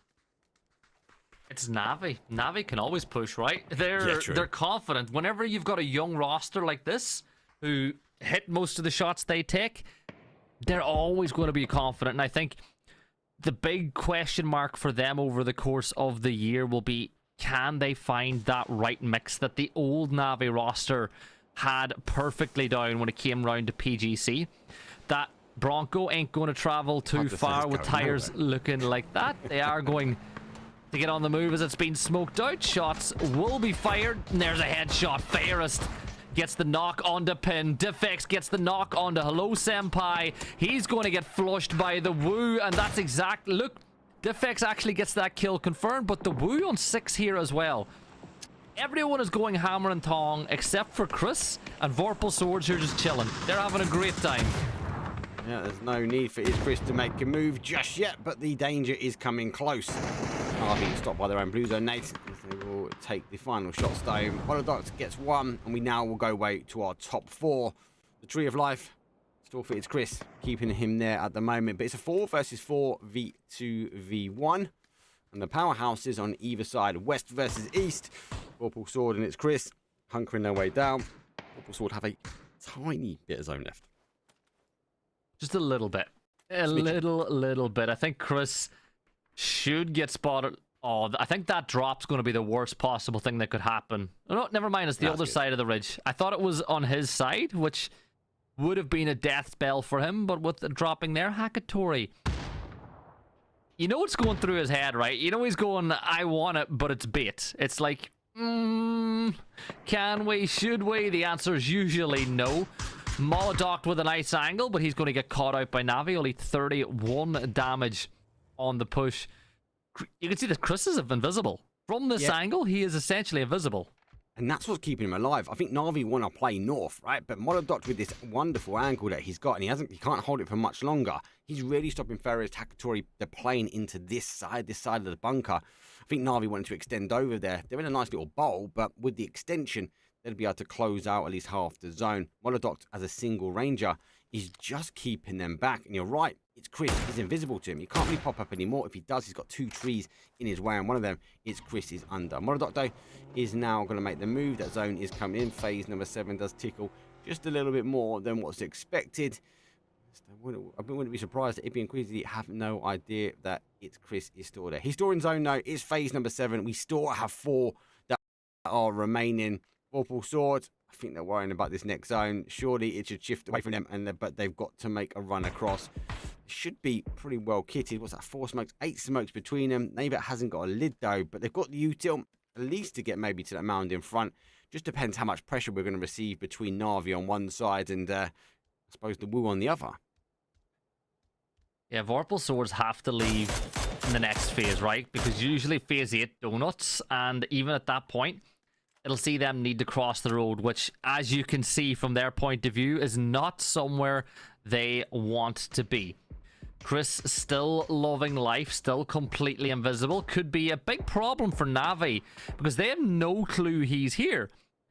The Woo, they know exactly where NAVI are. NAVI know where the Woo are. And Vorpal Swords should have a good idea where everyone else is. The thing is, though, right? Have the teams been reading the kill feed enough to know that Acend have 1 player left alive? Or do they potentially think that this is a 4v4v3? It's been so long since... I don't mean that bad for the Acend fans out there, because we've got a lot of Acend fans in chat. But it has been a good number of zones, right? that Acend have gone down. You need to be big brain to keep everyone locked in like that. You kind of get to this mid-game, well, I do, maybe it's my tiny little brain, but it's like, okay, well, I know now I'm tracking the leaderboards, we're getting to this late game, keeping it all right. The question is, did they start that early game? Do they still remember, okay, that's Acend down and out? Does anyone have the call out? They didn't see the final player from Acend fall out. So I think you're right. I think it's a 4 versus 4 versus 3, and especially in the eyes of NAVI and the Woo, and I think they're going to be looking potentially at the compound to that 3. Oh, here we go. Molotov's moved. It's allowed them to play their way. Does that mean they're going to get over here? It's Chris. We'll see that smoke, and I think he's going to be poised, watching and waiting. And as the car going, is it going to be it's Chris time to shine? Oh my god, I held my breath. Oh my god, it's Chris. Does Chris have a nade? No, doesn't. Oh. It's Chris though. Does he need a nade? We know what he's like. I think at the moment NAVI receive a knock will start getting knocked. He might just light up. Let's wait and see. He might just want to grind it down slightly. NAVI aggressive push over the top of it's Chris. And he's opting not to move just yet. The Woo let NAVI make the first move. Now they're focusing their attention to Vorpal Sword. They do get out of their compound here. Big nades come through now. Comes to flash. They can tell the push. Nixie leading the charge now as he's about to go up and over. Goes round the smoke. Edges the outside. Going to start seeing the player sees their head. Now see that new smoke is just blooming just enough, keeping him out. Now getting the traction behind her. Nixie goes all the way out. Attaches a bit with the blue. Gets a bit of a flash though. The final player, NAVI, has got no lid. He's gone into the middle. Now we see Ferris, though, get Ibby. Hakatori, though, goes down. We do see him fall right in front, though. Razor will go down as well. The Woo will pick up 10. It's a 3 versus 2. Take out the P90, Chris. You know you want to, mate. Where's the others as well? They're quite far away. Mate, doesn't have to, Mark. Yeah, he's got discipline. Yeah, he doesn't have to. He only has to wait for the next Woo wave. Once the next Woo wave kicks off, he can get points. Because what he's trying to do now is decide, right, can I get 1 extra point by getting a kill? Can I get 1 extra point by surviving? Oh, Fairest. Has he been spotted? Sure. He's been spotted. Surely he's been spotted. Fairest has no clue. Look, he's right. He's oblivious to the fact that he's there. Chris is just doing exactly what we saw Strong T do yesterday, but Chris with the blue right there will have to fire at some point. This bush could not be better, and Molodok will fall. He's got himself into second place. He's waiting. They don't know. He's behind you. There's one. There's two. Oh! No! Surely. Oh, that would have been so. They lined up to perfection for him. Let's not take anything away from Navi. It's an 11 kills. It's a 21-point game. But let's go. 3 games we've had so far where we've had solo players make their way to second place and nearly take the final straw, though. But Navi, they're going to take the kills. They're going to take the damage. They're going to take the assist. Most people take the leaderboard. They definitely take the winner chicken dinner. Navi, good game. Oh. It was so close, though. I wanted so bad for Chris to pull that one off, because Acend are getting verbalized in chat. There's people giving them abuse, and Chris nearly sat every single one of them down. But look, Love it. I would say the fear of God hit Navi when they got shot from behind there, when they realized that they were all standing together in a nice little bunch. But look, that'll be good for Acend. It'll give them the 6th placement points. They'll climb up the table a little bit more after the back of that. But I think Navi, we've seen the lead change twice tonight already. I think they're going to be on top spot now as well. It's getting really, really tight at the top. Yeah. And I feel that 6-horse race may have just dropped down to a 5, maybe even 4. Yes. It's going to be close. We'll take a quick break there. When we come back, we'll go to the leaderboards before we get into game. For now, we'll see you guys in a few minutes on Vikendi.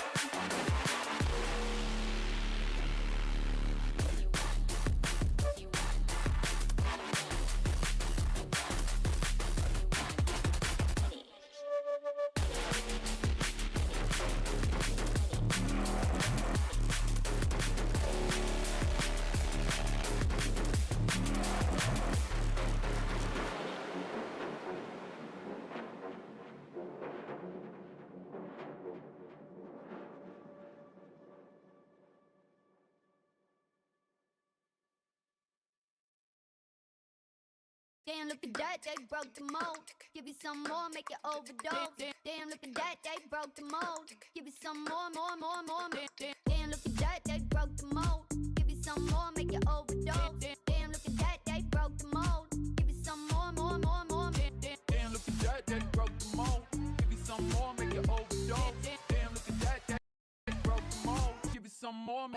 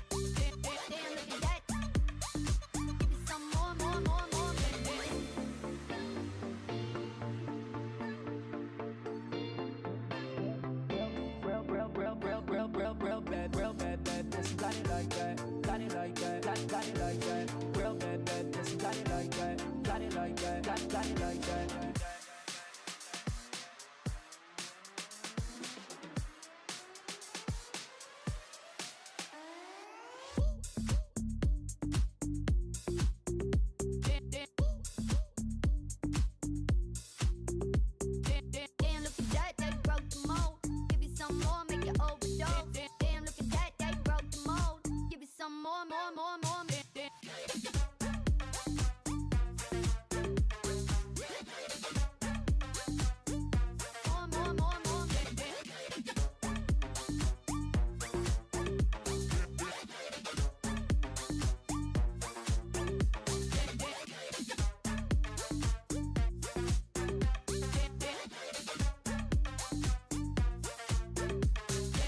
Damn, look at that, they broke the mold. Give me some more, more, more, more.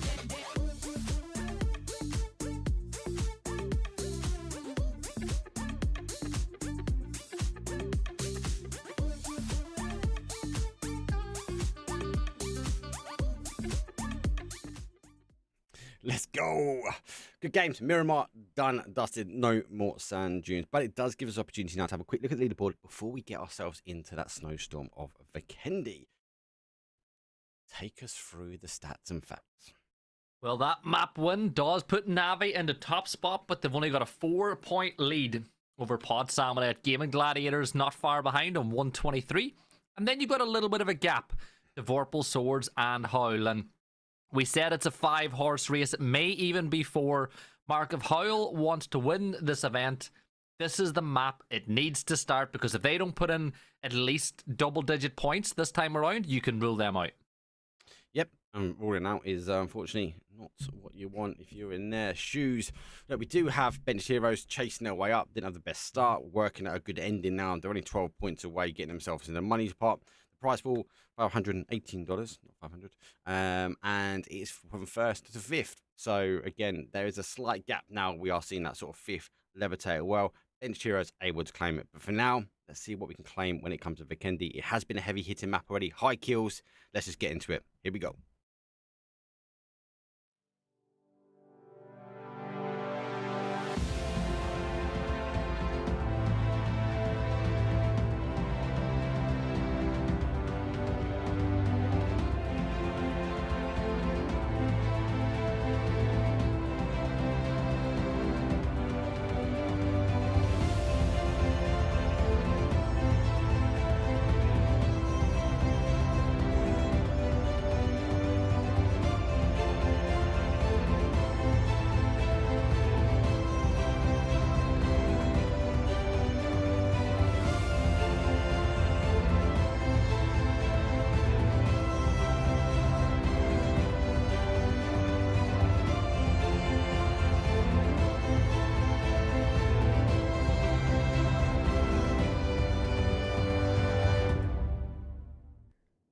It's Vikendi time. A very horrible flight path as well, because we come yet again from the southeast, but we arguably are pushing, cresting on a west. It does really favour that kind of southwest though. Saunabois is the final destination for this flight. Very much on the south side here. Any teams want to go north, they've got to jump, get the cars and rotate up. We know how that ended on our last game now, with Twisted Minds fighting over a car with our Benched Heroes. Back to Benched Heroes though, Gibson. They are, remember, 12 points behind, and you've only got a couple handful more games. These maps have been really ones that can farm, and we've seen teams, maybe not at the top side of the leaderboard, get the points from these styles. So Tego and Vikendi, let's see what Benched Heroes can do. And arguably, I'm also watching for that hot drop on that DA compound, because we know Strong T and the Howl don't like to give up any ground there. That's been a fun watch so far, but looking at the drops, I think it may just continue to carry on with that hot drop. They're both on the exact same trajectory now, and you know what? I think the viewers at home, why not get some nice early action? Because on Miramar, as we said earlier, things are very, very slow. Fate, I think, is going to drop down here. I don't think there's a vehicle spawn, but there is the ability to just pick up some loot, but he's going to be contested by Presenti on this section of the map. Artie's away off on a mission by himself. This is What are they doing? So this, I think I he's am taking not the backing vehicle. down. This is my. I think he's going for that vehicle, but if he's not, he is griefing hard. Quebec might be able to pick up a gun here. Does he get anything? No, he can maybe throw a backpack at him. Will we see Code Marco with a gun? Not yet. And maybe the steal of the vehicle is off. If you can take my compound, you can't take my esports.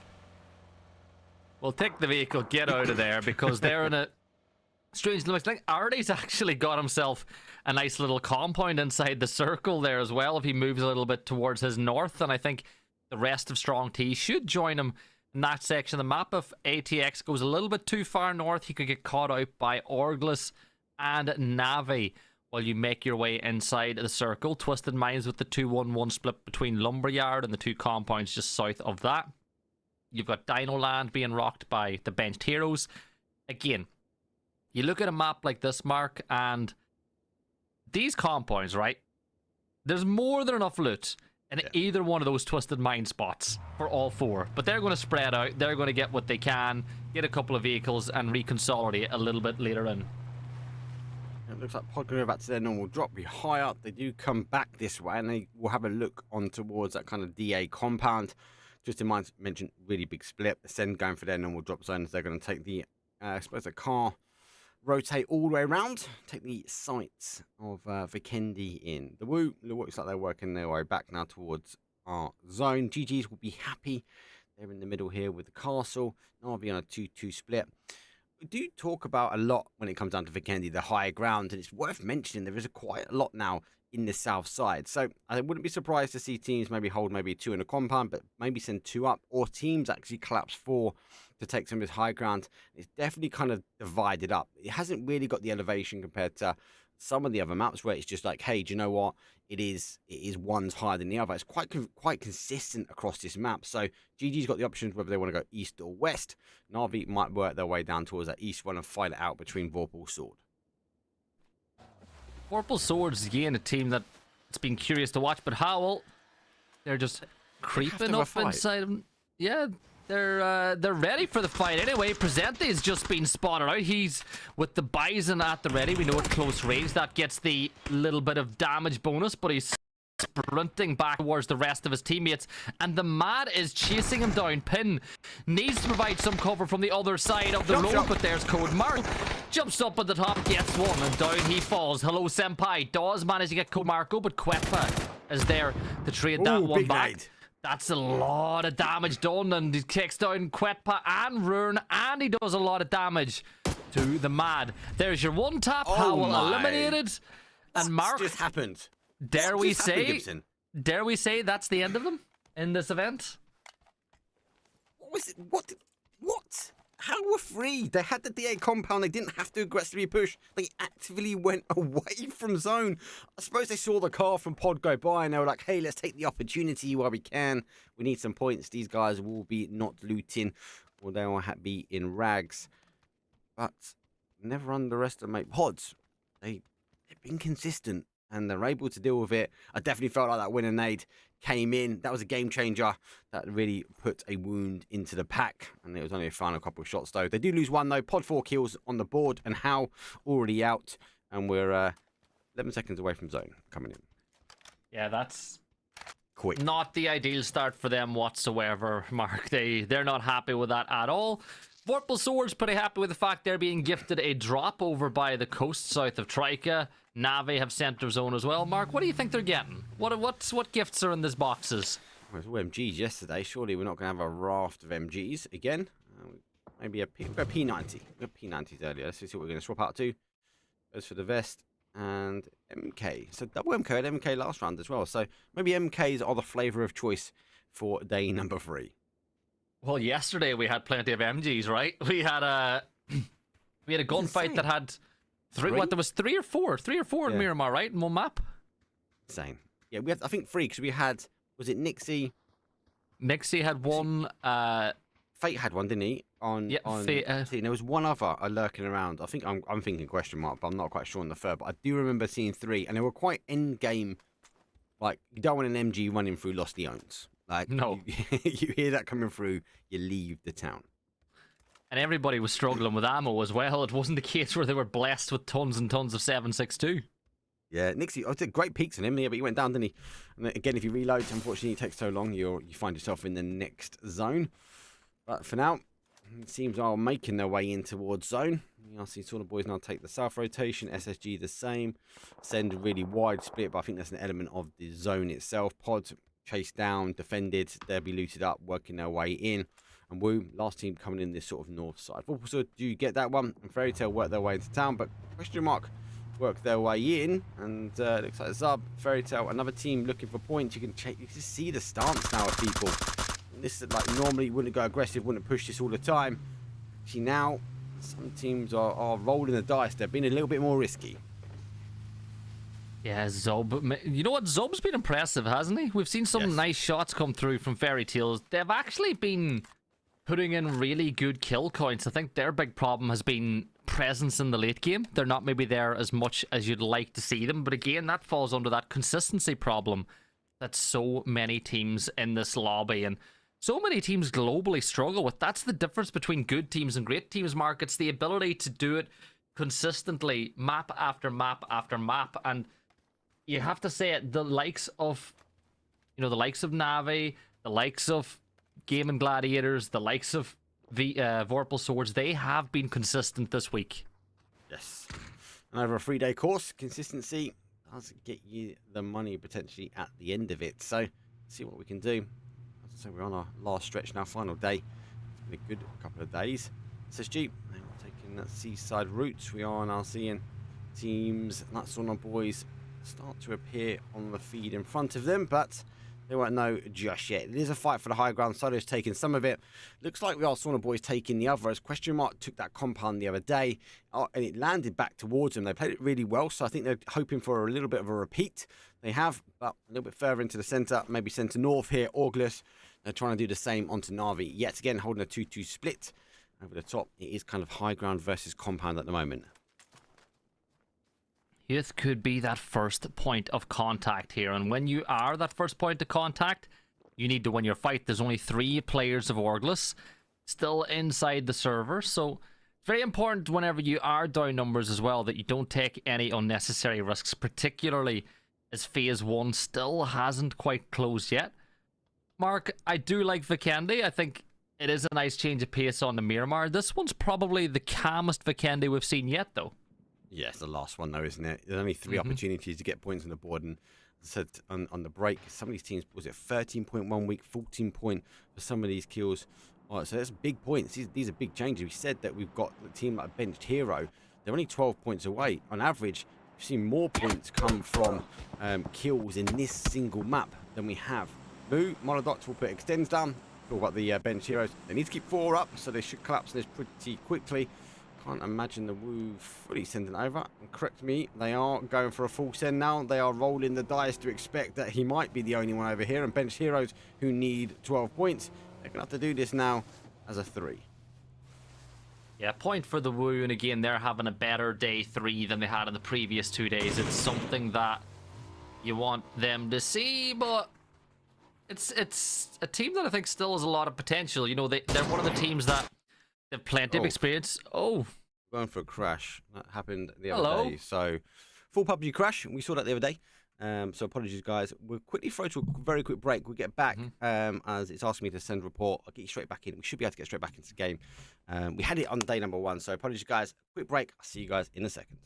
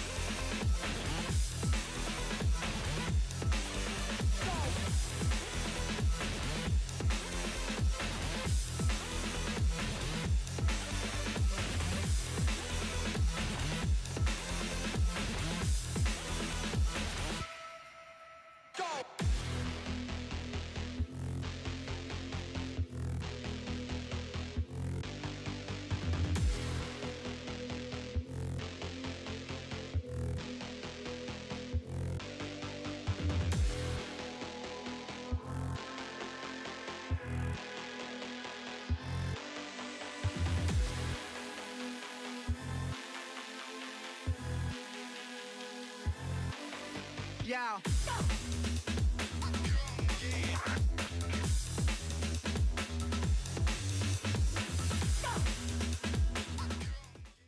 Let's go. We're back in. Apologies, guys. That has happened a few times recently. Normally happens around the updates. We just get a PUBG crash. We have to reset it. The good news is we do have the production PC. The bad news is I don't have 101 cameras. So if this machine goes down from watching point of view, that's us done. We have to take a quick break. So if it does happen again, apologies. We'll get us back in as quick as we can. Normally takes about 3 to 4 minutes. So again, apologies all. We're 25 minutes in the future to you guys. So we'll let you guys already know in chat that it's coming. Welcome back, it looks like we missed one team going down. We had 15 alive, right? And now we're down to 14. So we haven't missed a massive amount of action, Mark. But we've joined at a nice spot. You know, 15 minutes left max in this map. It's a nice time to get back in. Yes, yeah, it is early. So restore phase 1 to phase 2. I'll let everyone know. We do get back in. Try to see. There you go. So we'll keep that posted for you guys, and let me I'll tell you what, I can pin those messages so it will stay at the top for a little while. Zone does shift though, but we're in time for the action really, and that's what we really want to see. As I said, if it does go again, guys, we need to get back in as quick as we can. It's PUBG. What else do you want? Keep it spicy. More. Whenever I think PUBG, what I want is more. Right side, rotating pass. So said will go down to the blue. So Navi losing numbers. Melman gets the knock on to Quizzy as all these teams are on the north side of the zone trying to force their way inside. You've got Full first with an angle on the Sloy Jacket, but as you can see with the bullets, is just not quite getting the not quite in the curve you would want with the bullet drop to get those shots to hit. Acend a long way outside the zone, but Mark, more importantly, Acend have 4 players alive. Yeah, mate, I'm not a jinx him, but the Vikendi does feel like the map for them. I do like how they produce in this one as well, arguably as well. The way it's Chris survived out in very heated areas on the last game was good as well. So let's see what I can do. I'm trying to get all those logos back up for you in the mini map as well. And I think I pretty much have got most of them done. Let's get back into the action. So we've only missed a couple. We haven't missed a phase. Teams, and we are now obviously 14 teams that remain, and my last couple of commands there, that should get the camera back up and working. Yeah, Sloy Jacket takes 16 damage on that nade. Global Army does get flushed out, but Orgless will continue to push up this hill. Sloy Jacket has got the vehicles as a little bit of cover whenever he needs it. I think there's a drop landing. Is that a shadow of a drop I saw, or was it just a late smoke plume? As Sloy Jacket will push around from. There's Owner's head. Night Owner falls, and yeah, that was the shadow of a drop landing on top, but I think SSG might be in a better position to pick this one up. Yep. Yeah, in a good position. There's a lot of fighting now, and it comes down to the high ground. Bench heroes unfortunately go, so Send do finish them off. Strong team, 4 remain, and remember the double Vikendis, they went down slightly early. Continue this one. Solo continues to try and fight this one. Blue on the other side. Twisted Mind's coming from behind. Navi losing position on the zone. If it goes down towards zone, as tries to tab himself out. Maybe he had the same issue that I had. Maybe. Look, as you said, it does tend to happen in and around these updates. There's a nice flank coming through from the Woo. A strong T are going to get watered down quite a bit by 556 as Modoc and Quizzy combine, and now Solo are the next targets up. Molodoc with the nade out already knows that they were just in a fight with Solo. This nade could be a beautiful one. It rolls, but not far enough. Doesn't do enough damage to get a knock or a confirm, but Solo will be forced to retreat, and here come Twisted Minds. Snakes in the long grass, or should I say the deep snow this time around. Example will take down Tokyo Flex. That flush has been garnered in quick succession. You've still got the Dragonov up on top by Scooby, but Scooby is going to try to do what Scooby don't do at times, and that's pick up a nice couple of kills onto Twisted Minds, who are pushing this way. Mark, it's getting very, very hot and heavy up in the north section of the circle. It's always the high ground. We just see it. It doesn't always end on it, but very early on, it remains in play. This mid-game, you see the extension now for the high ground. Teams going there early, not always rewarded with it, because actually you find yourself maybe having teams like this push your way in. I don't like the snowstorms. I mentioned this the other day. I had a big moan about it. I won't do it again. But it's Chris will be unable to see a thing. But as you can see, Vectis can potentially see the shadows of a laser coming out. Yeah, remember, it's easier to see into these snowstorms than it is to see out of them, and you've got two members of the Saunabois pretty close by. That Finnish flag in a sauna. Something the Finns are pretty good when it comes to saunas. They do competitions about it and everything. It's look, you know me, I love the Finns. I think I love the dry sense of humor. I love the way they have a laugh. I love the way they don't take themselves too seriously, and I love the fact that they're all bloody nuts at video games. Like, so many top esports players across multiple different titles from Finland. And what's it? You need a Finn to win. That's what you say. Winland. I think that kicked off chat last time. The Woo, they sit on one side. The Solo able to recoup slightly, which was mine to take a quick kill confirm off of them. The Fairy Tale, no, a little further out of field. And then we, yes, SSG, they hunker down and using the drops just as a bit of cover as they are at the base of this mountain. Question mark need to work in. They don't quite get the compound as we did last time. We saw the zone in this location, but a bit more down towards the southeast, keeping the compound question mark we're in for some time. Acend eventually will ascend their way out of the snowstorm, but not just yet. But for now, there's the Woo. They trade 1 for 1. I think they're going to get the time. It's phase number 5. They've got to think about the res, but they've got to think about the other teams that might come looking in to take the mountain away from both these teams. Yeah, and you can see that Reliant is still inside the blue, taking a little bit of damage because you are inside phase 5, and he's going to try to wrap way around the wide way. Molotov will get flushed out by Alia as Gaimin Gladiators have had a bit of a slow start by their standards tonight, but they are still 100% in the hunt. They might be able to pick up Quizzy, and they do indeed spot out Quizzy as Uba is able to do some damage and will use the opportunity that Quizzy is giving him to go for the first aid to reposition himself and maybe get a better angle. But there's Twisted Minds causing a bit of a problem from above. There's Kiliakai get dropped as we get that fight on the edge of the zone. Scav now, the last player standing for Saunabois. Nade at the ready. Ko's going for the res onto Kiliakai, and will this nade be perfect? It bounces at the right spot, but Kiliakai gets that knock once more. Not quite timed perfect. Get the flush. He's going to have another attempt. He's only got the molly now out of util. Let's go for the same spot. Kiliakai's moving forward, so she puts him potentially out of eyesight now. Scav, as he'd expect some Store to be sitting behind. Nades do come back, and that fight at the top is Store going. Solo put down 2 though. The pans up. And final player for them. Only Beryl now remains. Might go back to go pick up their shield. The shield takes the molly. The body gets the molly as well. And that will be the end. Not taken by Twisted Minds. Side hit from our Fairy Tales though. A slow storm will end it. They're looking for the kill feed reads. They know Twisted Minds are down players here. Zub, as we said, playing well today. Sends a nade. Unfortunately, bounces a bit too far. No splash damage and no re-knock. Let's see what he can continue to do. He's really pushing the stance of Fairy Tale for day number 3. Yeah, the res is being pulled off in that zone though, but as you know, phase 6 will start closing in about 1 minute and 50 seconds time, so it is a race against time to get inside the circle. 7 teams alive, 21 players. The quick maths tell you that's an average of 3 players per team, but we know by watching that a lot of these teams are down numbers. One of those teams was Saunabois, who are going to get wiped up by Acend, who keep all 4 alive going into the top 6, which is not something we've seen a lot from them so far. Nope. 6 teams, 20 players left alive. The Bear Cave is open for business. I haven't seen any bear kills in the chat. We know normally they do steal the show sometimes. SSG, I think, going to block them out with the cars. We are now seeing a rotation round, though, as our Fairy Tales under pressure from Twisted Minds. They couldn't deal with him.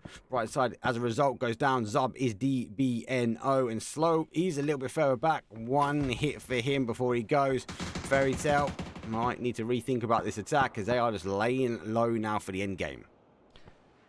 Yeah, Sloy Jackets HP isn't looking the best. Here comes Sand now pushing towards a doozy, but a doozy will repel the push, not almost twice. He does get a little bit of an assist coming through from Besto though, as Braxco will fall.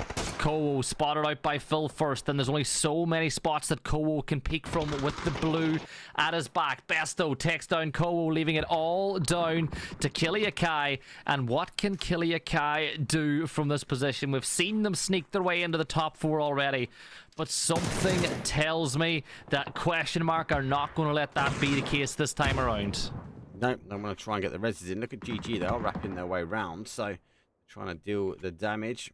Chris, see if he can get himself down towards the end game. They will wrap away from this one, pushing their way back in towards what they thought was maybe better zone. But look at this, question mark doing the right thing. They know they can't allow the team Acend to get away from them. There's a lot of hidey holes, there's a lot of cover. SSG store don't need to move. They are stored in the belly of the beast. Phil first goes over the top, hits some shots, so doesn't quite see Chris spins. There's one, there's two. Thank you, and Acend will take 5th place. Yeah, 4 teams left alive. Pixel gets the knock on to Alia. It's a 4v4, v2, v2. Now remember, we're in bear territory, Mark, so you gotta know how often those bears spawn if you want to, because they do, of course, respawn at set intervals, and we know that the bear can have an impact. Pixel will take some impacts from Uba, but Uba is going to take some shots back the other way and will force to get into cover and get that first 8 off. As we said, 4v4, v2, v2. I think GG are going to attempt to go for that res. As question mark, oh my god, a doozy with a great spray, but Batulins trades it back. Example takes down Phil first, the 2 strongest teams in the lobby, just staring each other apart on the edge of the zone. Meanwhile, GG and SSG are chilling, Mark. They're having a wonderful time as these 2 teams take each other down. Yeah, look at the wrap coming in. GG are going for the wide. Looks like Uber's looking for that res. Alia, try and maybe get back to a 2 because it's 2 at the moment. 1 is DBNO. Question mark though are fortunately down to a 2. No opportunities to get those reses back up. Twisted Minds still remain as a 4. Best cook in the nade, trying to estimate where the push is going to come, but not quite there on that shot. Twisted Minds looking good. I think they arguably had to have a really good game coming off the back of that Miramar. Looks like they're in the stance to do so. They might be in the full swings. Let's see if they can keep the numbers up and push the rest of the teams back to the lobby.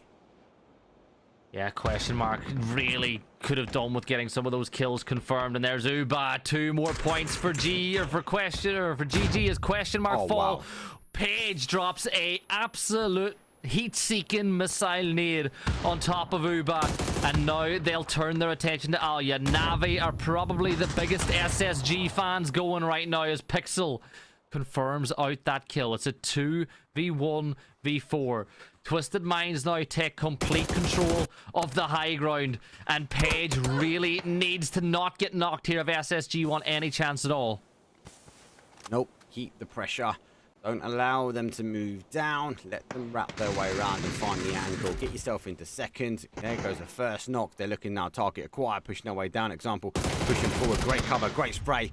And there is no more. Twisted Minds with 10. We're down to our final player. The smokes will be the giveaway. 8 kills for GG. Good game. Just unable to keep the numbers up. And here come the Predators. Here come the Bears of our game number 3. And that's in the arm set of Twisted Minds. Better late than never for Twisted Minds as they finally turn up on map 3 of day 3. But Alia, well, he is getting the heat turned up on him as he steps into the flames and to the blue. He just wanted that game over and done with as Twisted Minds take a 22-point chicken dinner. That'll rocket them up the sky, up the leaderboard. Now, again, we know that they're not in the running to win this whole event, but it is good for them and their fans to finally get a pulse, and not just a little bit of sign of pulse, a strong one on this map, Mark. It's a strong game. Winner, chicken dinner did go at the end towards Twisted Minds. Yes, they have got quite a bit to claw when it comes down to sort of working your way up. But I think they've done well, mate. I think it looked good, felt good. And they needed that definitely after that game. I'm going to take an opportunity now to go to a quick break. I need to get the leaderboards and bits and pieces automation working again. When we come back, we're going to come for our Tago. Touchwood. We don't get any more PUBG crashes, but we can only pray and hope. For now, a break. I'll see you guys in a few.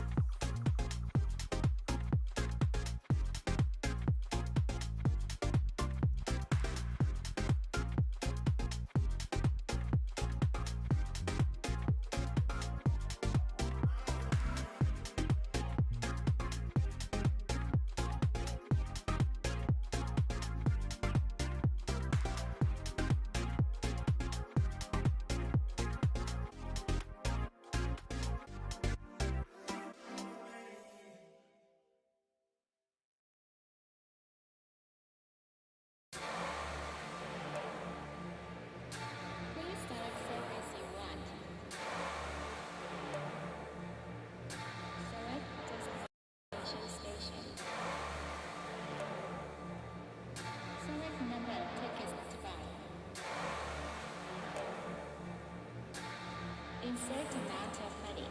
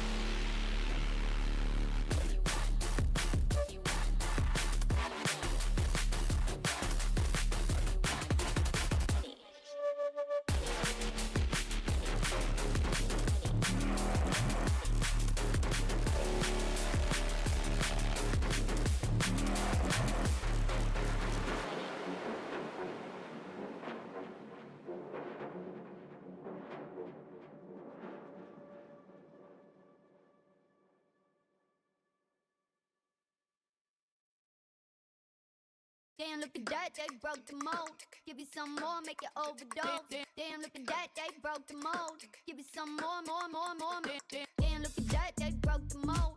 Give you some more, make you overdose. Damn, look at that, they broke the mold. Give you some more. Damn, look at that, that broke the mold. Give you some more, make you overdose. Damn, look at that, that broke the mold. Give you some more.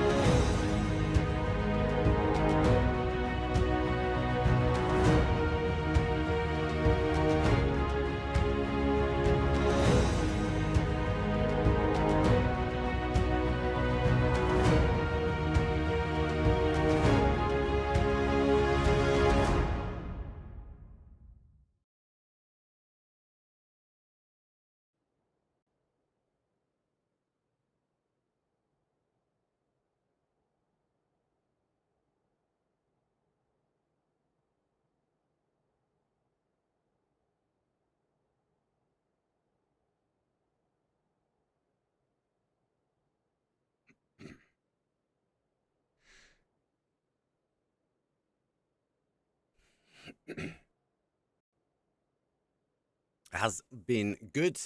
Tego before this, it kind of was coming that standard, like we're learning it. Yes, we only really get one. We spoke about the map rotations earlier. I'd like to see 2-2-2 now, if I'm honest with you. But Tego, arguably, has been quite aggressive. Maybe even more aggressive than our Vikendis. But I know there have been a couple of big kills, but general aggression, general fighting off the rip. Obviously, NAVI not gone for the option to drop on the Acend boys this time. I think that's maybe more of a play to go, well, kind of high up that leaderboard now. We don't want to throw it away because the Acend boys did get one of the games from us. But we do have the normal fight, which is GG versus Orgless. With a quick kill on the other side. Jason coming back here. Orgless down to a 3. Western just holding a wider angle for the team. Global and GG. They're down to 1 is completely out. It's down to Melman. Can't be going down this. So NAVI didn't take the risk. GG did take the risk. Let's see how it holds out.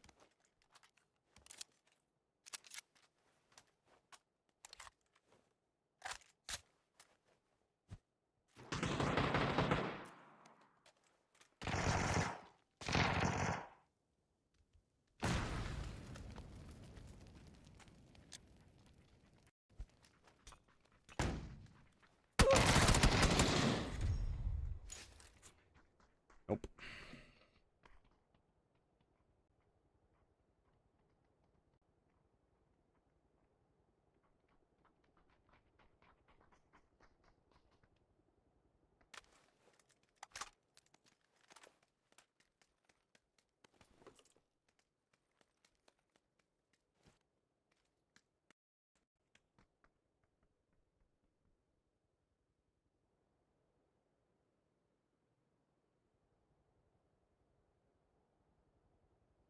After this, only 2 remain. It's best of 6 each day as well. So GG going out early. You're right, NAVI, all teams, NAVI, Pod, definitely those 2 will be going, right, let's go to work. But anyway, we'll have to wait and see how that eventually ends up. For now, strong team. They are landing in terminal as well. This is a new fight for us, but we'll have to wait and see how that is.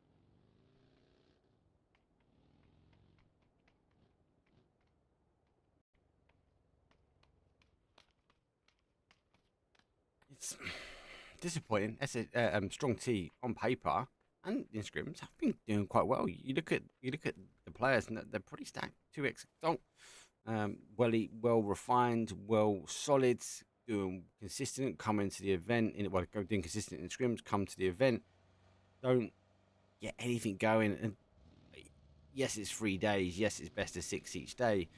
But if you miss one day, that really can suffer you. So see what they can do now as we work our way down. A couple of shots come in that we now know they were sharing the neighbours. We talk about sharing some neighbours. That's Twisted Minds Lou.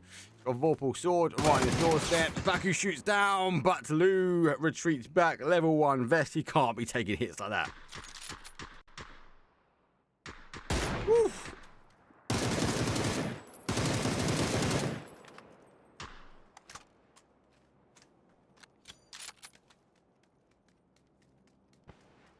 Stands out.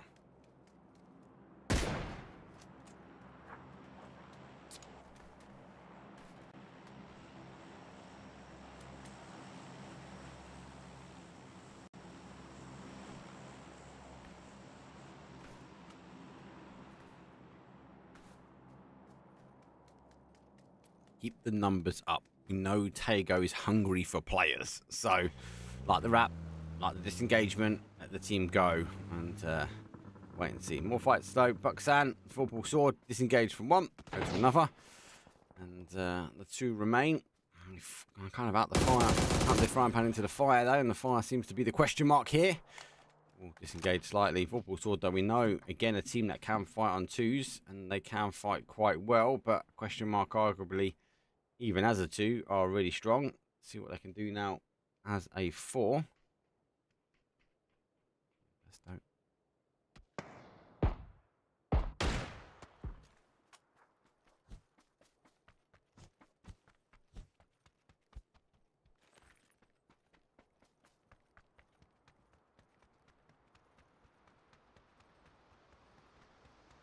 Yeah, it's close. Guys, obviously, to let you know, we will look at leaderboard though. I suppose once every so often, not as consistent as day one, day two.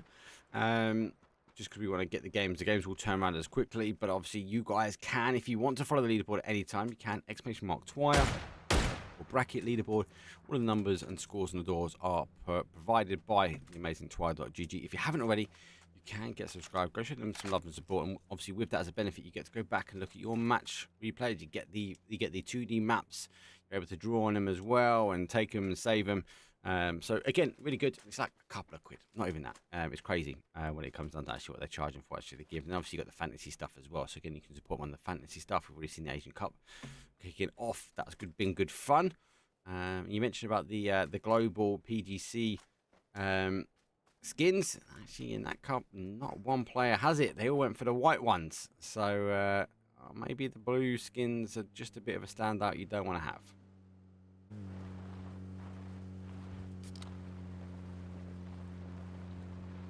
Amazing.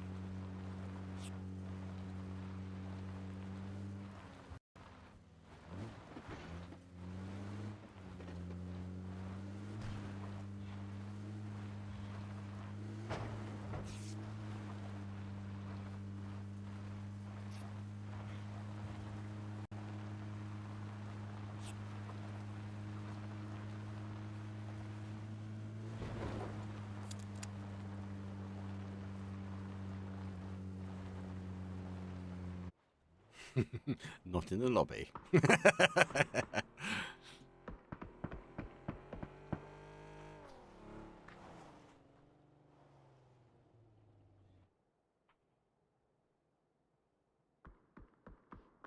Yeah, Vorpal Sword would have heard the cars coming in.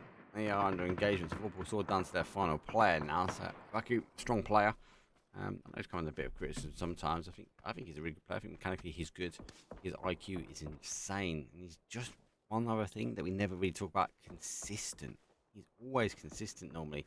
When it comes down to the gaming, he's going to try and find his way into the shack if he can. Code Marco is going to say goodbye. And he's like, do you know what? I'm done. I can't get out. I can't get out of this one. You've got me banged to rights.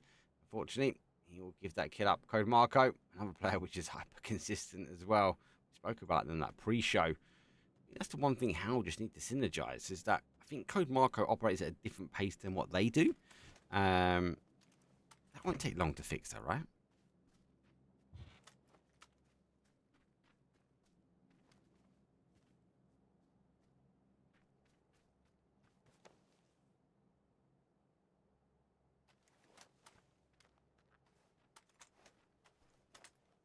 Yeah.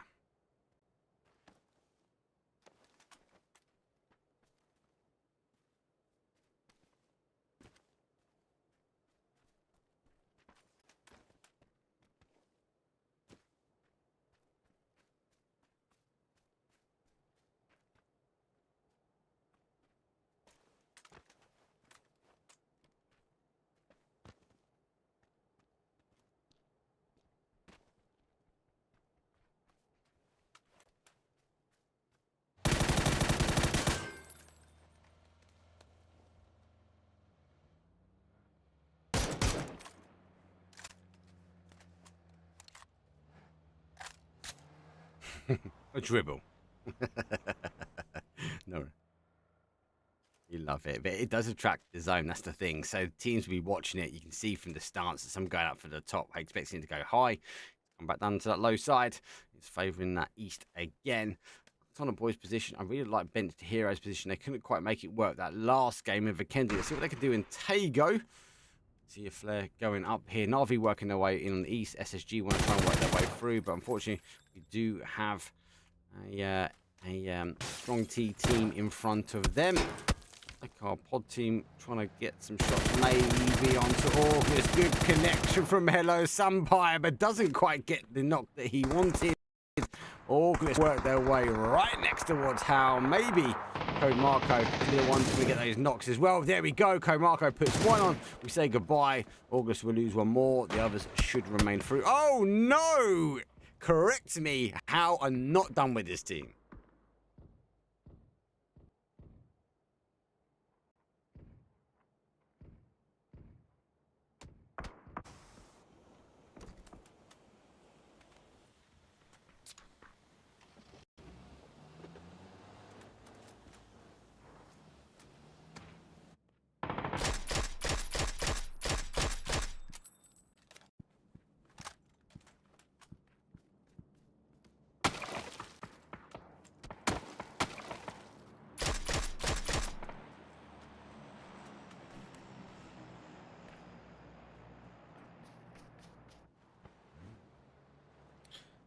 Yeah, I agree. But I do like that he instantly comes off the shots when he hears that sound cue that he's getting shot at. So survivability is strong. Well, you're right. If he takes too many hits, though, he's down. When he's down and out. There's no way he's going to come back. And RV go from technically what was a 2-2 to a 2-1.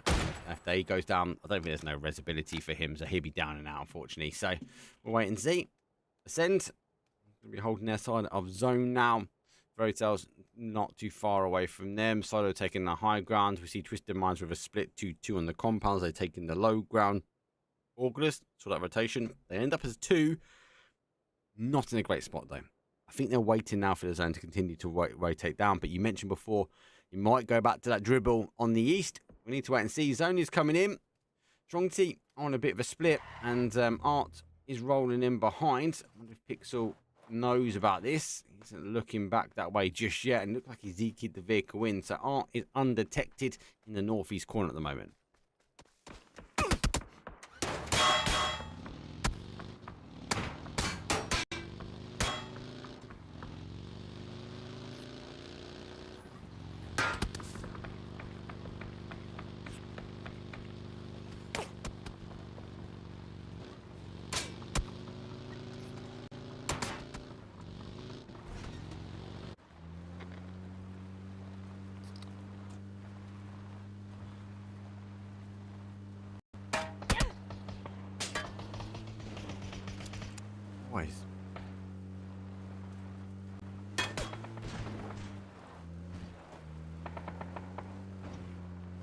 Yeah, but I think they made the decision right. So the position they were in, I think they're worried a team could backfill them.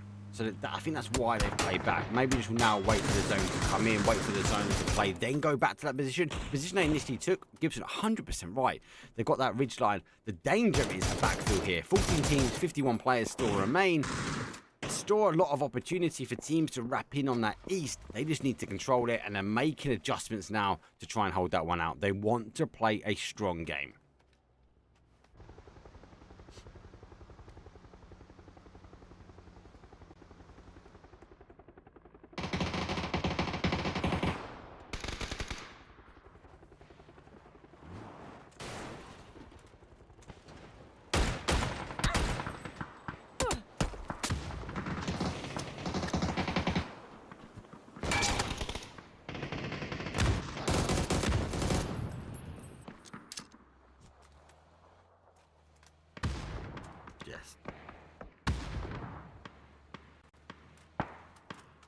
It's a big play as well. How know exactly where they were. They've seen them move up. They know they're down to numbers, so they pushed their way in just to kind of aggro this area.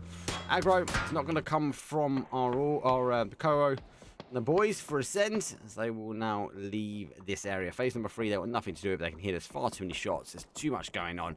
They're going to maybe take the opportunity while there's so many players here to reposition for the late game. Does allow Orgless now to focus back towards the outside edge, and that will be a focus towards the Howl. And Hoof comes over, and the Mad goes down completely open ground. And there we go. The revenge has been served, and it's been served cold.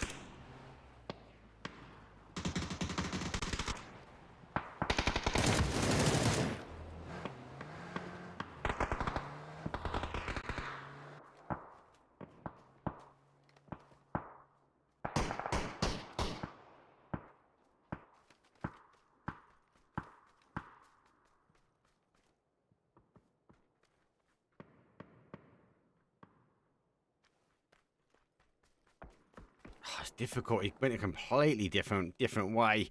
3, 2, 1. There you go. How we'll get another point on the board. It just didn't work out for Pod. That one is now 13 teams, 41 left alive. Phase number 4, a lot quicker game.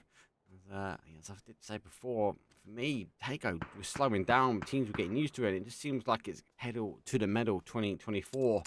Orgless, 6 kills, 2 players. More teams have moved out. Question mark, refusing to give up their line of sight just yet. And how, again, sniffing back for some kills. I think they're really trying to make up for that last game.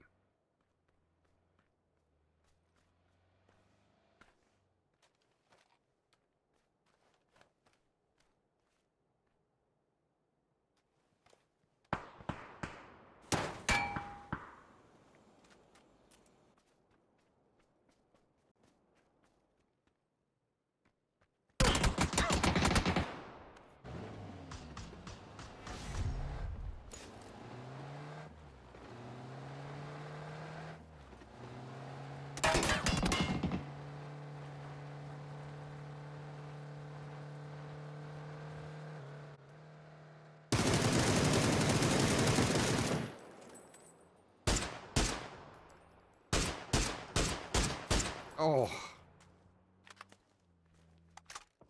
interesting. Navi haven't. Navi question mark haven't really pushed out, have they? You normally see them get a bit more aggressive on sort of stance like this, but they really want to have a good game. They've held their train, they've held their land really, really well. And yes, you could argue they maybe need to get some points. They need to go get those kills, but I think they're looking for the placement, not leaving Bucksand. They've completely controlled it. They've allowed the teams to rotate around them. Now the zone goes back down. We still hold a bit of water on that east-hand side. It's a normal style zone. A bit of field play in. We are seeing bench heroes doing a lot better here. And now Strong T under the pressure. Navi with that split. Here comes the car over there. Heads over Strong T. Turns around. Does get him as well as nearly the exchange comes through. Ferris lucky enough there to send it away. Strong T wouldn't be down to the last one. Navi going for a final send now. Art, he's got no one against his back. Now to try and do the damage. Got one more nade. Let's get this cook straight down. Does go for it as well. Not too bad. But it will be spotted underneath the car. Ferris able to dodge, duck and dive. But the next car is going to go. He can't be close to this one. It will blow. It will take him down with it. And there we go. Art eventually does pick up Ferris. I think that's a bit of a tactical mistake for him.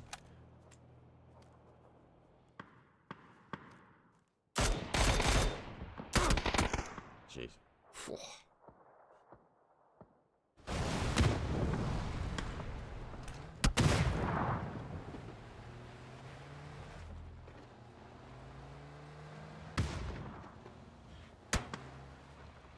Place.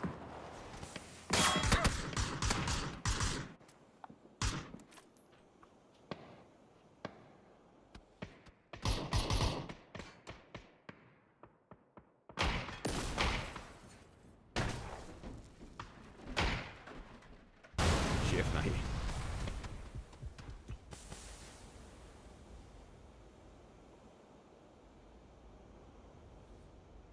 They need to get moving. Take the other car. I know it's not got any tyres left on. No rubber remaining on those rims, but might be enough to get you going. You need to find your way now in towards zone. Zone plays back towards that sort of corner edge. Great, actually, for benched heroes. They hold the high ground, or the hard cover. Does from there got towards a high ground area. Seems like question mark, etc. You need to be cautious. They need to be cautious how far over they go. This is a very edge style play. This ending is going to force the teams into the edge and then try and work their way out. We're going to see a few in towards the rice fields. Great shots from Hufus. We see the bunny hop comes up and over from a doozy. You might not try and do that in a hurry. You might focus his attention now back towards that north-northwest.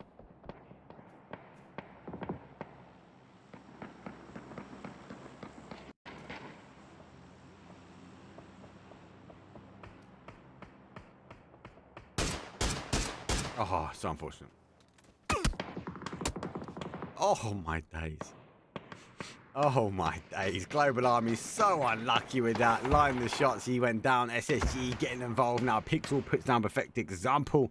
Puts down its Chris. Descend a little bit further up as they are higher up. Example, though, got an MK in his hand. No, other side of the zone, still no push just yet. Question mark, not looking over just yet. They're actually going to hold Phil first in one position though. But to go up and over. There's one, there's two. He's down for a one-shot. Kiliakai needs to get rolling, but he's getting the res now on It's Chris. And Mexico is there trying to hold up. Nade over the top, not too far away as Ibi is going to put him down. Are the boys close enough though? Kiliakai, final remaining player. Ibi cooked the nade straight out towards him. He's going to be looking for the shots. Doesn't quite get a connection and unfortunately gets tabbed up. SSG Pixel going to end it now for the Woo, and Acend remain down to a final player.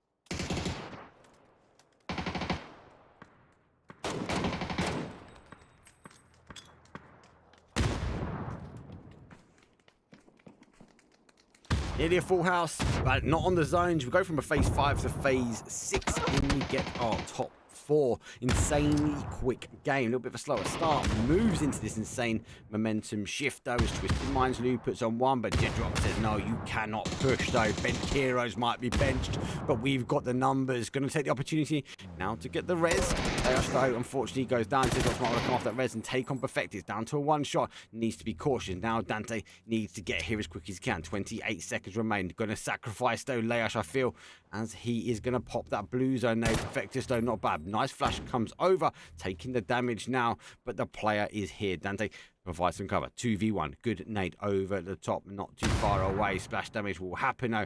Twisted Minds also arguably needs to try and deal with this quickly. Maybe put a few more points on the board. Unable to get that one. Leash is resable. Dante's got to get going. Puts the gun away and should just about make it. Benched heroes back to a 4 strong. That was a strong fight, but they dealt with it really well.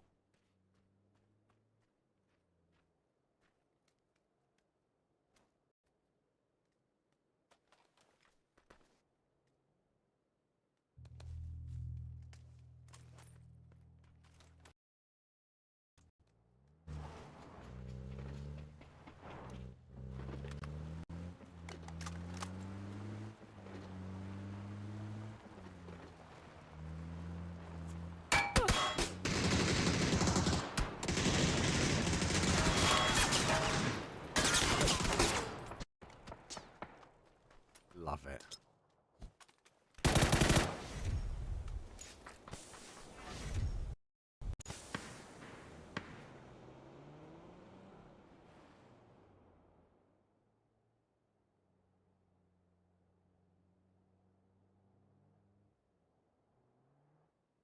Benched heroes, mate. Pit maneuver heroes.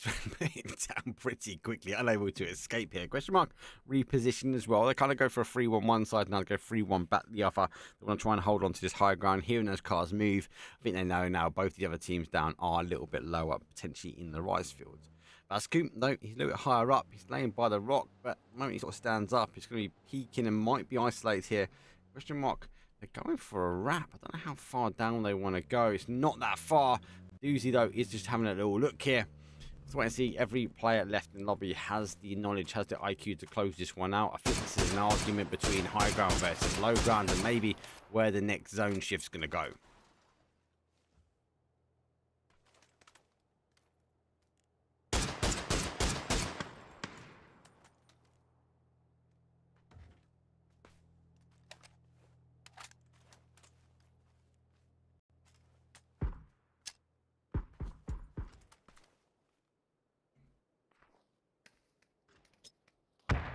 That one's better. That's a running jump. Oh. Alright, picks up Dante, so they take the option now to get rid of the car. And, they can continue hammering that until they see it go. So they know the capabilities that it might backflip in this position. Scav needs to back his way up. The question mark team have a good split here. The car does flip, but not all the way over. Scav rolled the dice, and he's a lucky man today.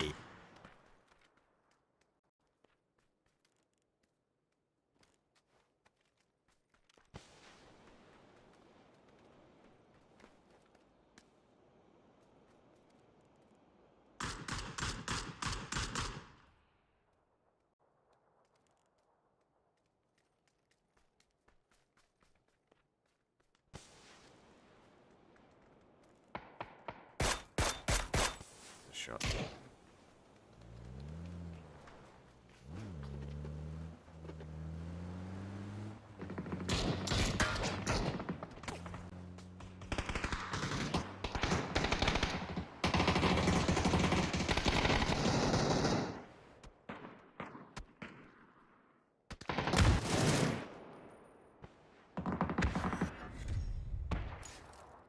Big name.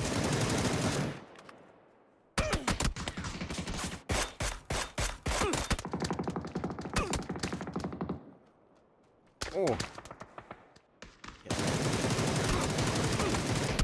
No. Big nade comes in. Kobe finished potentially for the bench heroes. It's a guess. It's right well, and it's a winner chicken dinner. Kobe benched a 23-point ending for them. Pinpoint accurate. Great game. They needed it actually, arguably, on Vikendi. Have they left it too late? 2 games now remain, but benched heroes take not just the kills, they take the damage. More importantly, they also put the assists on the board.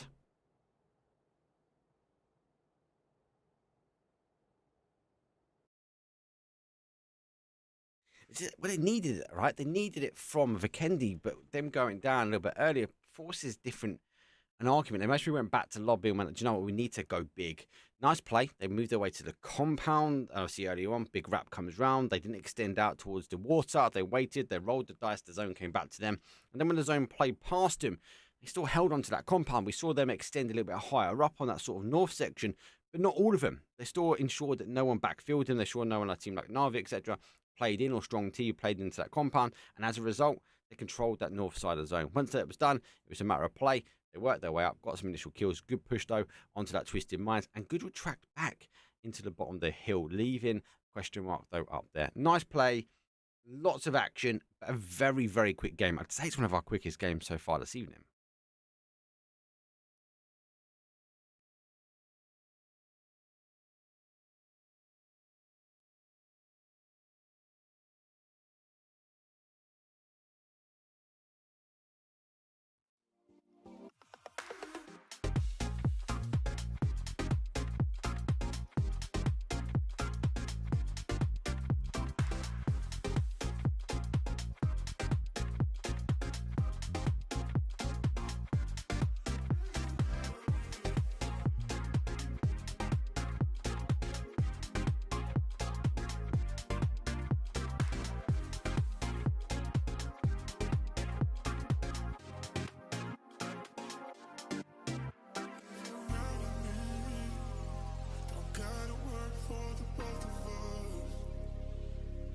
Put you in the driver's seat. Don't gotta hurry in the name of love. When you ride with me, don't gotta worry when tomorrow comes.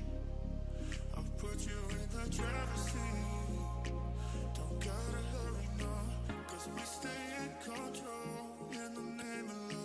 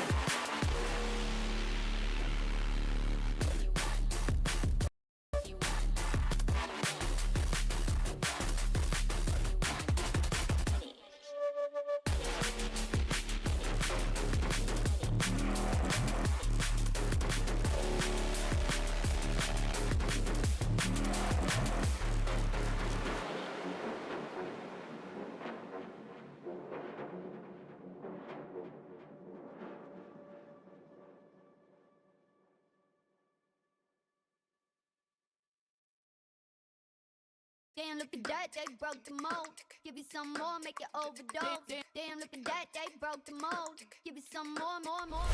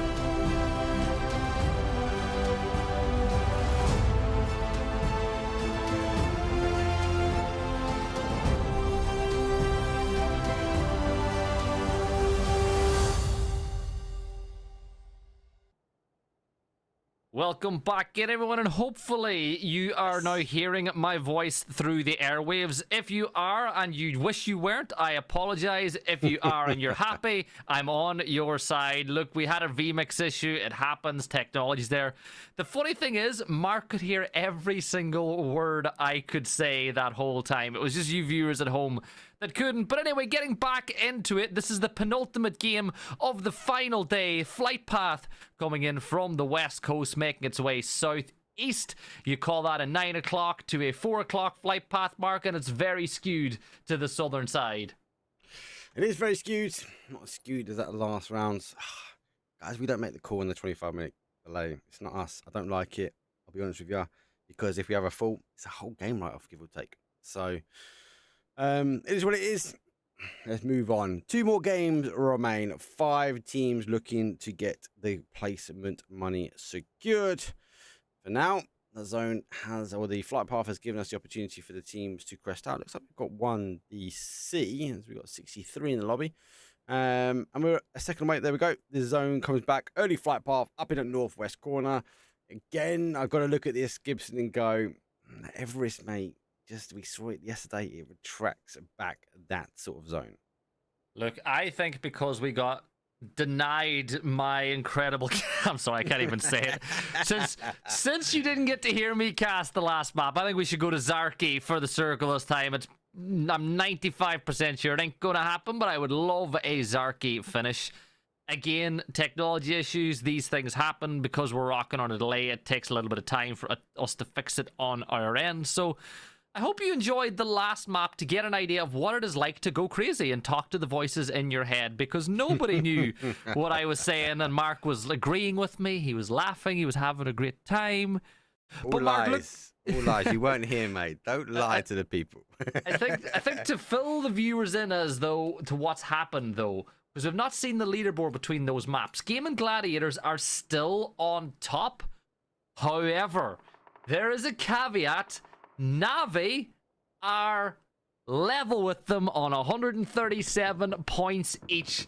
So, Mark, we will know at the end of the next two maps in paper, put it in concrete. Is new NAVI better than old NAVI, or is old NAVI better than new NAVI?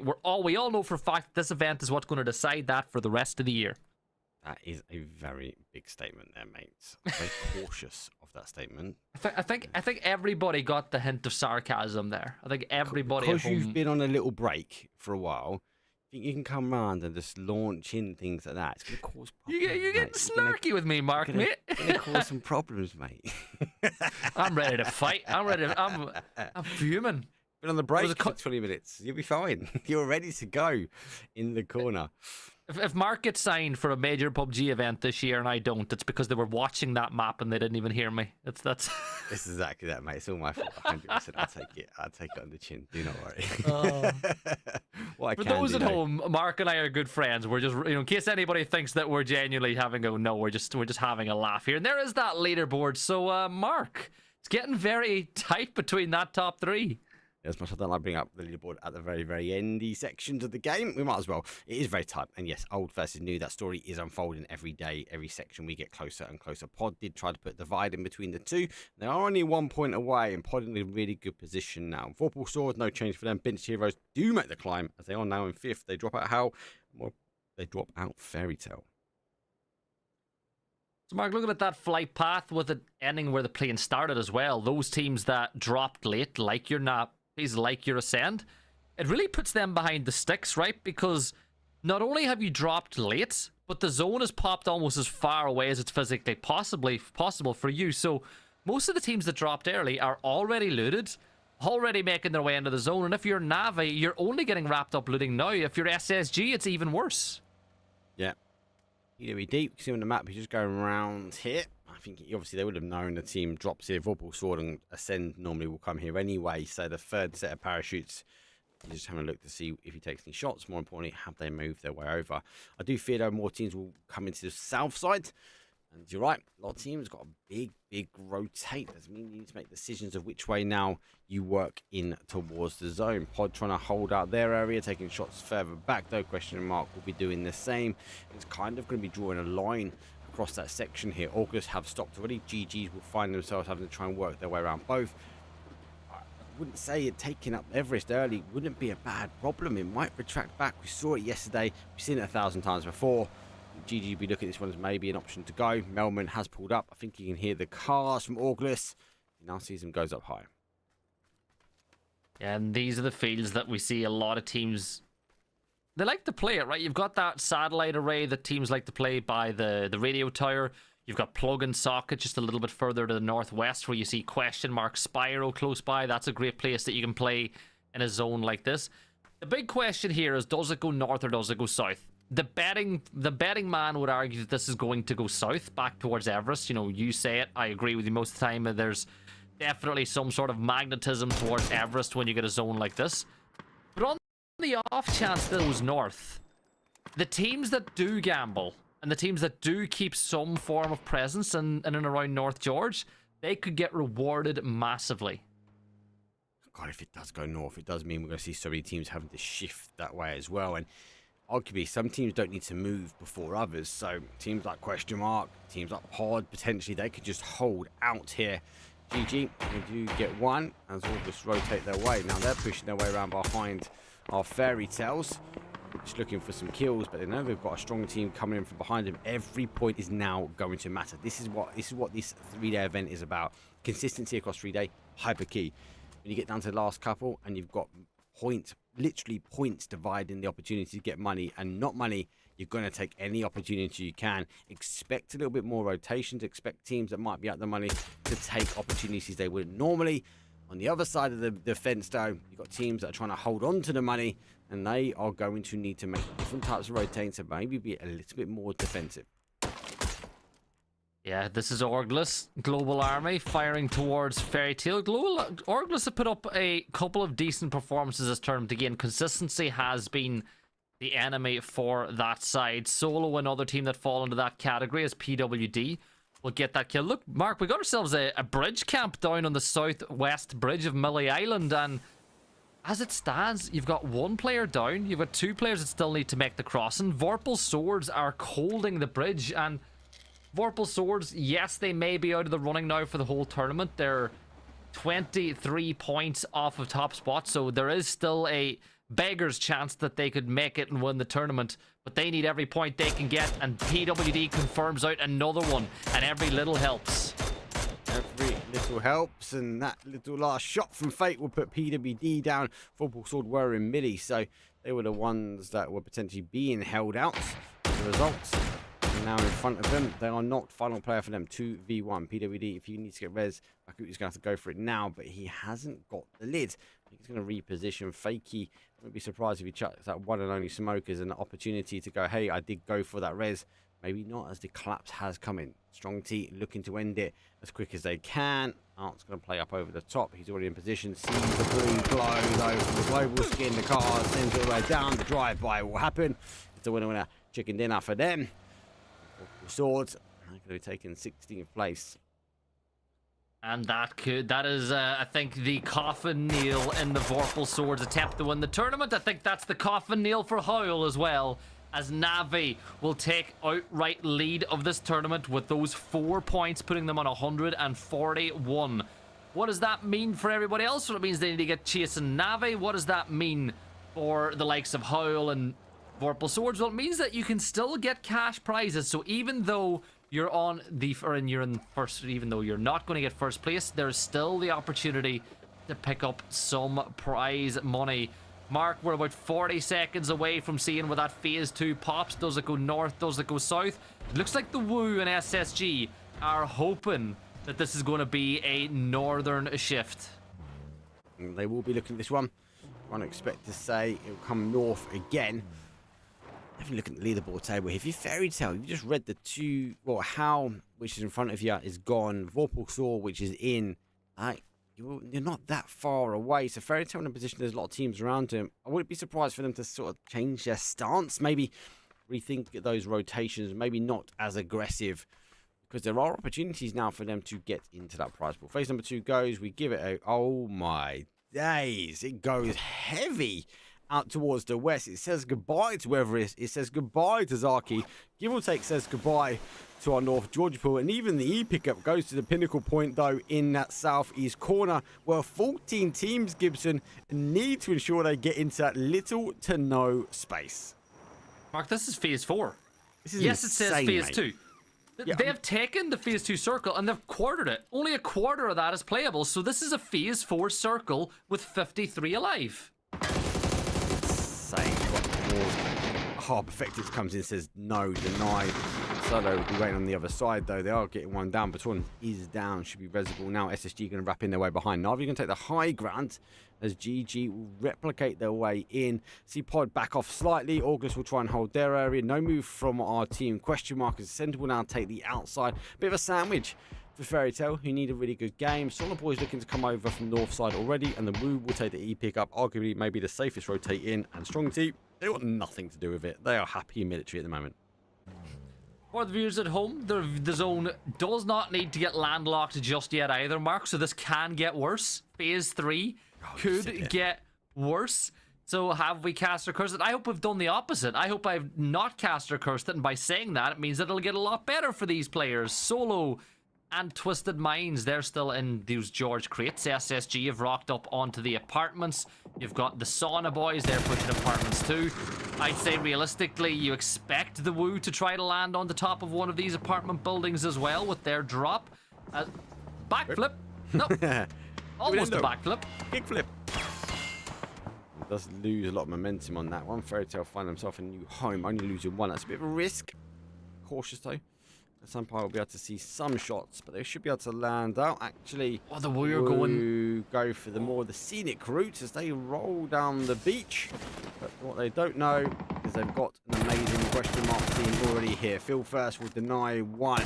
Second come in, Monodoc lower down. He gets away with it slightly. Boots to the ground though from Ivy. I think Boots came on the ground as well on the roof. Quizzy's on the roof. He picks one. He's in such an off spot. He goes down because the doozy says no. Actually, arguably, it's actually from a long distance shot. It's actually Kilikai says no, and now comes the crash in from Acend.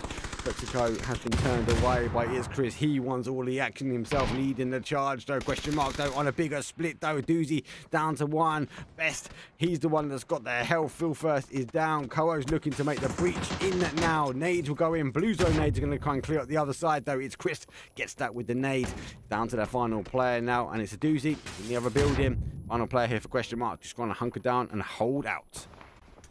Yeah, this is going to be massive here. There'll be so many third parties and crashes that are going to happen at this point. Koho gets those 2 kills confirmed, but when you have a zone like this, that is what's going to happen. Every opportunity you can get to get points, you are going to take them. Fairy Tale are alive. You've got a doozy still alive. But this is the thing for question mark. He's got that S12K. Gets 2. Reload! Koho saves the day. Koho comes charging in, full trigger down, and ends and clears it. That was nearly a free pack from a doozy. He just ran out of the bullets. Oh, the reload at the worst possible time, and do Org crash this one. What is going on?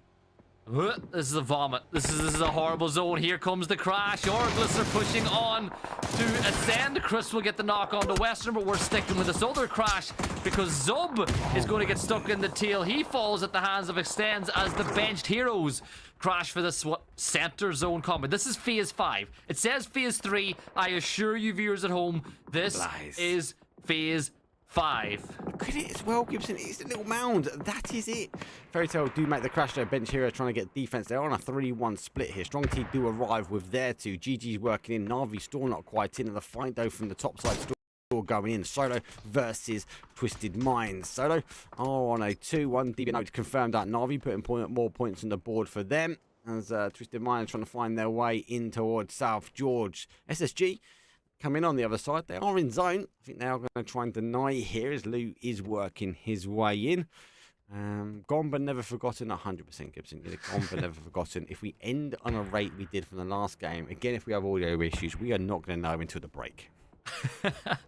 Well, you're reading the audio. Apparently it is coming through. Tell you what else is coming through is Hakatori's shots as Solo will hit the deck. Fairy Tale eliminated. 34 players left alive now as Navi will secure hospital for themselves. Now, phase 4 will shift back towards the land, so you're looking at this being, you know exactly where this is going to go. What land? that land. The bit that you can see on your screen. My God, this is a horrible. SSG looking like they've got to get shifting as well. How far back does it go? Arguably, it should go as close as it can. Shot though is down. Page really aggroing back down. Pixel, he is taking a little bit of climb down the rocks. He's going to try and end and make sure there's no swimmers out in the sea. Global Army. I know they crashed, but hey, he's in a good spot. He just needs to stop any of these other teams coming his way. Yeah, Global Army is a lone man on the peninsula. You've got benched heroes holding the compound. The Saunabois have done the same. SSG playing a little bit further to the north. Remember, this will shift. It's going to essentially hug the southeast side of the circle. Like, the next zone is basically going to touch the southeast side. It has to. That's the only way that you get that land ratio coming through. So You know, 3, 2, 1. Please tell me that Gibson is right. Please tell me that I'm not chatting out of my backside. For once, I have to be right. Yeah, there we go. It's basically touching the circle in the southeast. That's what you expect. But now, with this being the case, Gaimin Gladiators in second place, NAVI in first, side by side, nightmare neighbors from hell, as Pixel will get one on the loo. Batulans is confirmed by Solo, and SSG have just Bizzler and Pixel left standing. Insane game is working its way down. As I said, I thought SSG were going to lose the area, and they are. Actually, that does mean Twisted Minds are fighting a very difficult battle here. Offdote working his way down as well. Looks like our Twisted Minds final player, Vectix, backed into one side. Is going for a molly. Go through the door. Will expose it, but doesn't quite get the explosion of the player. Isla already moving a little bit closer to the door. I'll double check your mic is definitely coming through. Game audio is coming through. 17 minutes. Phase number 4. 11 teams. 32. And everyone's in the southeast corner. Yeah, this is still just one of the... This is one of the worst zones I've seen in competitive PUBG, especially when there's prize money up for grabs. But at least now there is a little bit more land than we've seen, so it's a good position for the teams that are on land. It's a good place to be as things stand. Pixel's going to peek up over the ridge line. I think they're going to play the cliffs on the edge of the zone. You've got Global Army. He's in the best spot, though, isn't he? He really is in the best spot at the moment. Well, who's going to go there? Yeah, who's going to risk it and extend? And you got to remember, it was a crash, and that was a bounce off. Like, he put himself there as well. So, looks like Navi have pushed their way afield. They now go into kind of a different position now, towards sort of an outside edge. But have to wait and see how these teams wind up. Looks like Perfectis does get paid. She's still in. So, still doing a good amount of damage. GG, who were trying to hold him out. I'll see they move further afield. Looks like Melman's putting mortars in the back of the car as well. So, looking to move in. If the mortar gets deployed, it's going to be very dangerous if they can get eyes on the ground.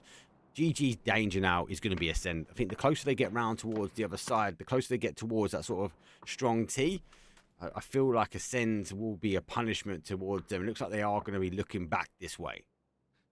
Mark, look, there's 31 players alive. Anywhere that you land a mortar's probably going to hit somebody or be pretty close to hitting somebody, as an emergency pickup has been called in by the Gaimin Gladiators. Now, do I expect them to use it? Not at all.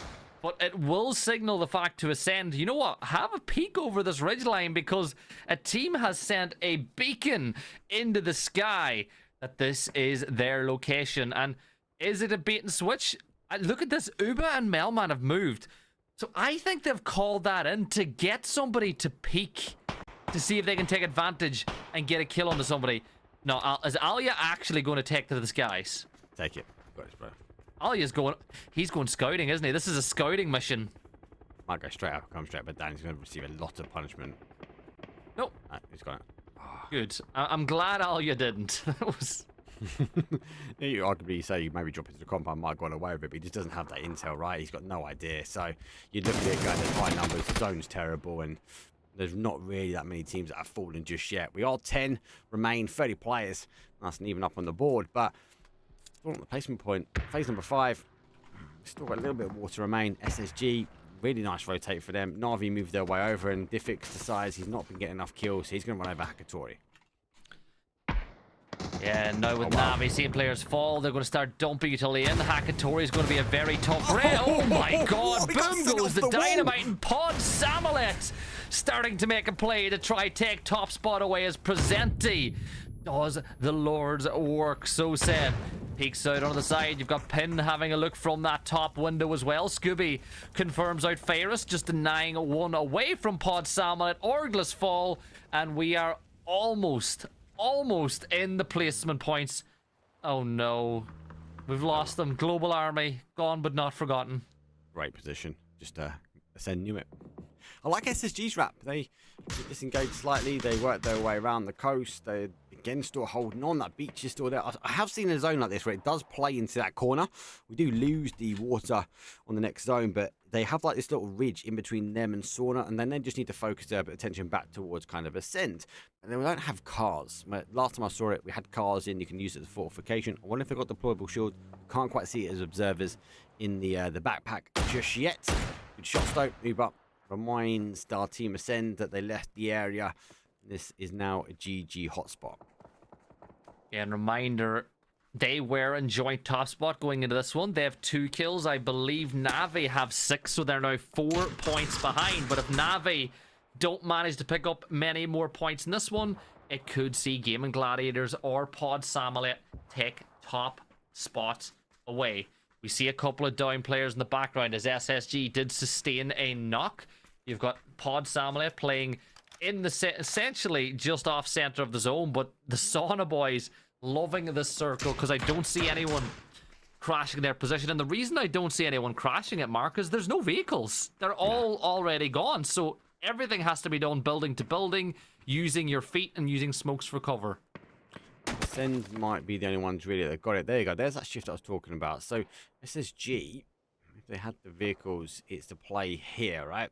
But they need to be able to protect their side because Acend are going to punish him from one side, and any team wrapping their way out like NAVI causing some issues on the other side. MK, that's not what you want to hear when you cross the road. That'll be a quick kill on the board for them. 7. Sosto hit him pretty hard. 111 in his back pocket as well for that. So you kind of roll the dice. He's going to get a couple more points. That kill's worth 2 points for them as well because you get the kill point and you get the placement point activated now as well. And every single point matters whenever you get into this. As we said, it's the penultimate map. Looks like SSG have given themselves the opportunity to pick up if they need it. A little bit late. Oh, yeah, it's phase 6. Nice. Yeah, it's gone now. It's gone. They're just clearing the util. But they had it in their back pocket. So good, again, IQ play. It's the, we could use it if we need it. GG's going for a full send. There goes 1. There goes 2. Everyone's looking in. There goes 3. GG up. Over the top of the car. Not too far away. Runs on the steamy exhaust. And maybe we'll find a bit of cover. GG, strong 4. Now down to a solo.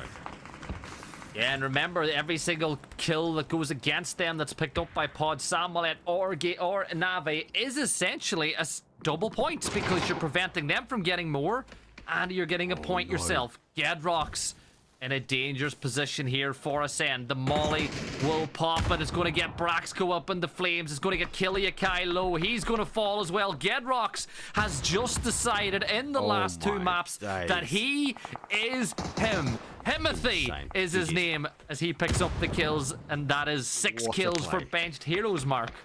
What? He's on the outside edge. He was in the compound last time I checked, but yeah, he's on the outside edge. And actually, SSG tried to make the play across the road, but get caught here. Saunabois unable to look at that fight. They've been focused back. NAVI working their way and now looking back that way. MK will hit really hard as well. SSG clearly no smokes. They were relying on the time to move. But hey, if you haven't got your smokes, have a look behind you. Get a PUBG blessing. I wonder if he's going to hear it.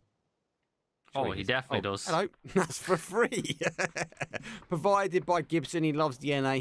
He thought he'd give his boy a little bit of extra. He doesn't take in the gun. What did you give him? MG. Give him a FAMAS. I'm taking that FAMAS if I'm rocking 5.56. I know the AUG is good, but Mark, it's you know what? It's because he's solo and because there's a limited amount of bullets in that extended. You know, you can't get an extended mag. That's the only reason I can think. It's the mag. I'll give it to you. I'll give it to you. 1 solo, 2 solos, 3 solos, hopefully no more. We've got a duo though with Strong T taking the fight early on the bridge with Vorpal Swords still remain and took an early gamble with a rotate here. That played off for them. Wait for the next zone to shift. We should now lose that side since it will drop back to the east. And there we go. Bench heroes need to move. Arguably they have cleared it. Should be all right. We also need to be cautious though of our Strong T. It is an open line of sight. Strong T will struggle here. Surely to get in and play maybe over towards that tree, and I don't even think that's in. If it's in, it's barely in, and I don't think it is.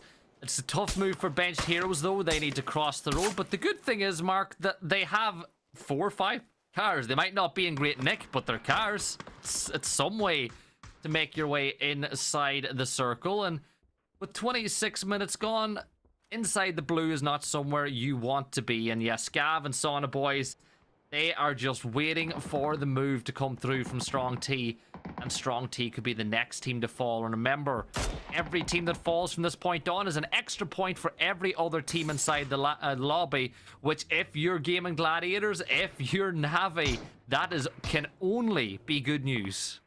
Yeah, it is a grind of points now. 2 more games remain. This is one of the 2. Rev the engines, hold the handbrake, hit that launch control. Bench heroes go for a full send. Saunabois need to try and deal with this quickly. Nade over the top. Oh, bounces just short. That could have been insane. Jedrox though launching nades back. Let's see what he can do now, as he's on the offensive end compared to that defensive. Saunabois though they can't let him live there. They can't let him survive for that long. Like our GG. Vante waiting for the crossover.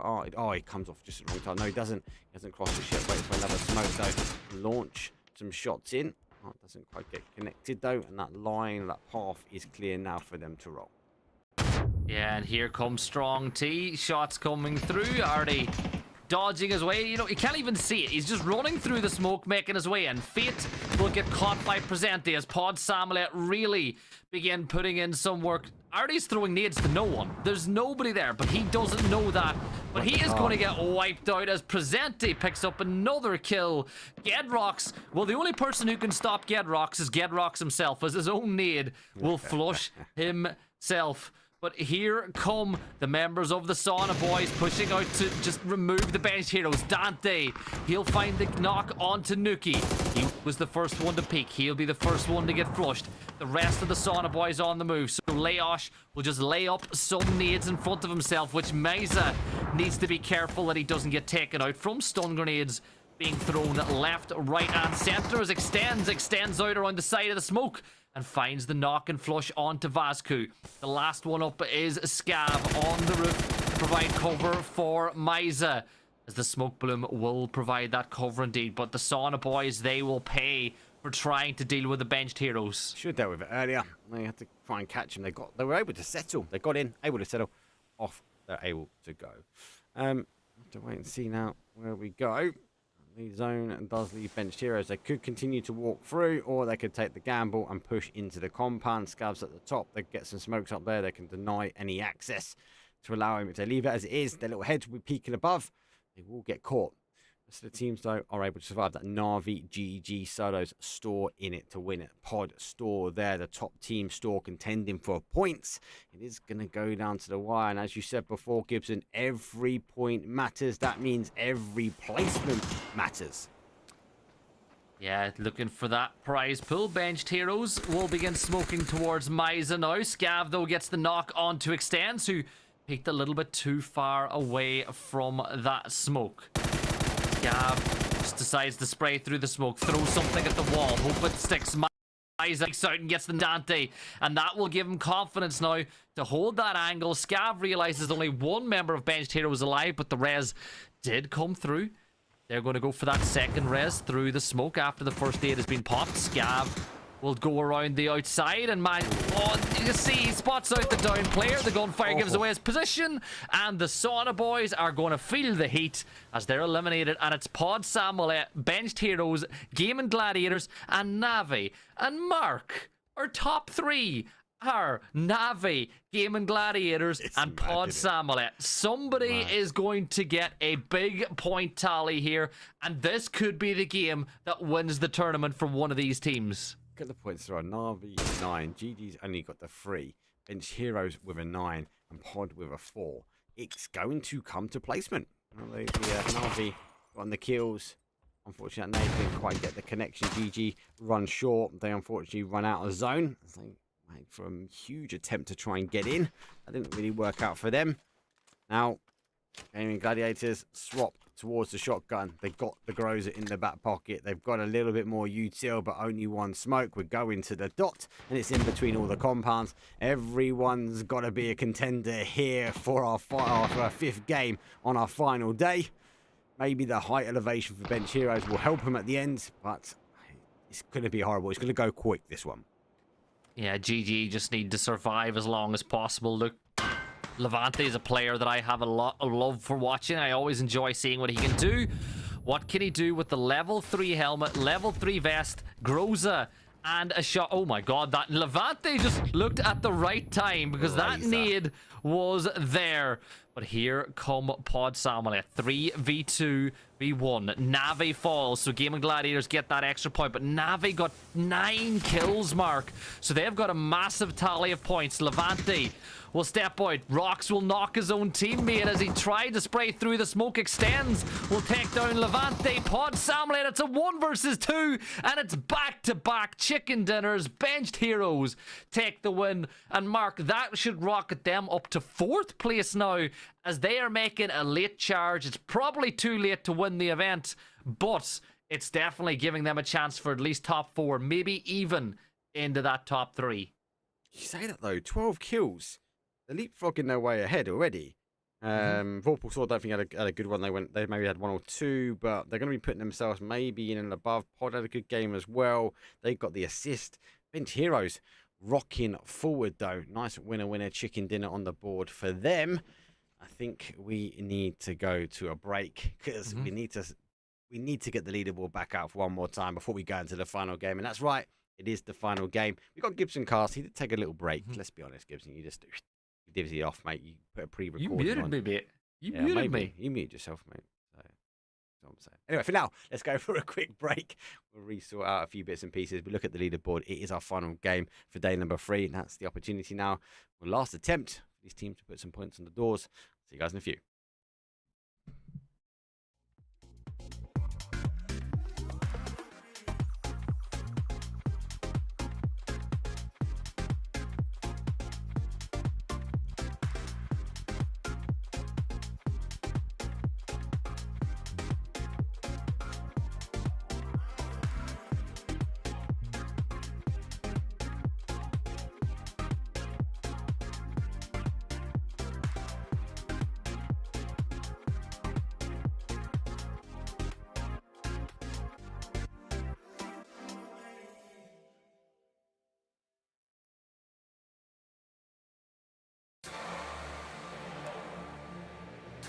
Please select service you want. Select destination station. Select number of tickets to buy. Insert amount of money.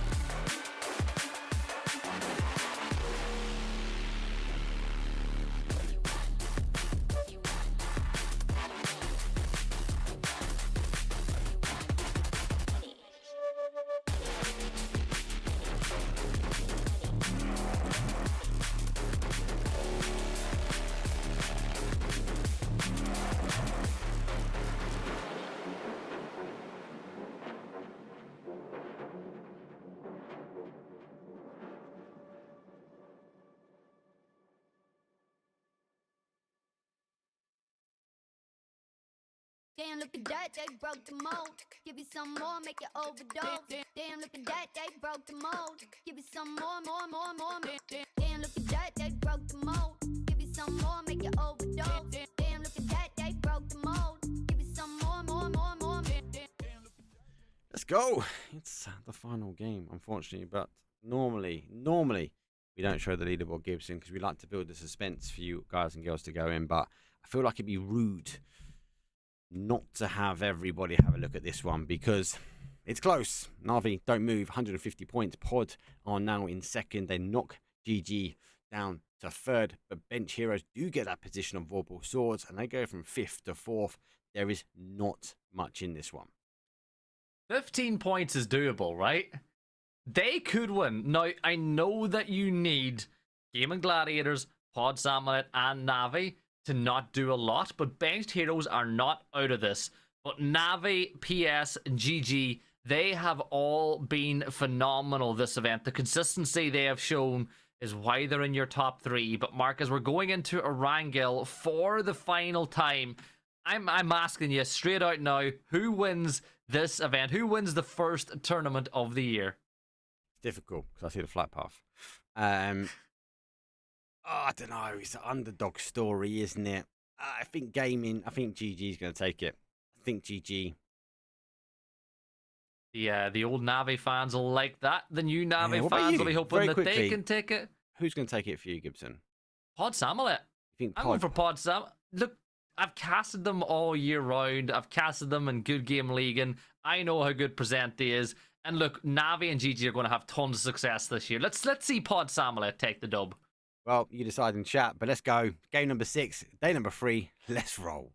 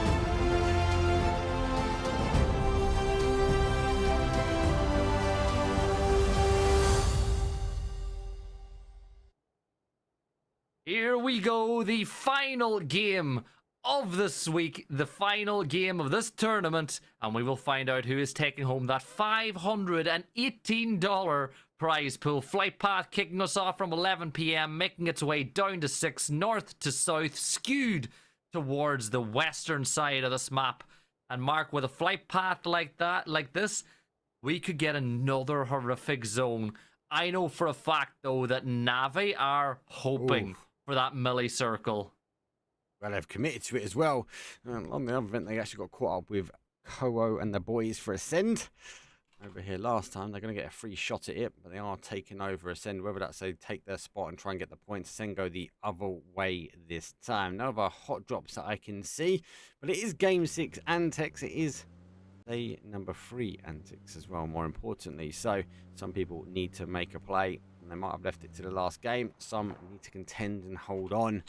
We're at 4 seconds, give or take, away from that zone. And there we go. It's not a mini. Navi needs to get moving. GG's on the toes of Acend here. They'll take their old drop shot as well. It's that roll of the dice again. Are we going north or are we going south?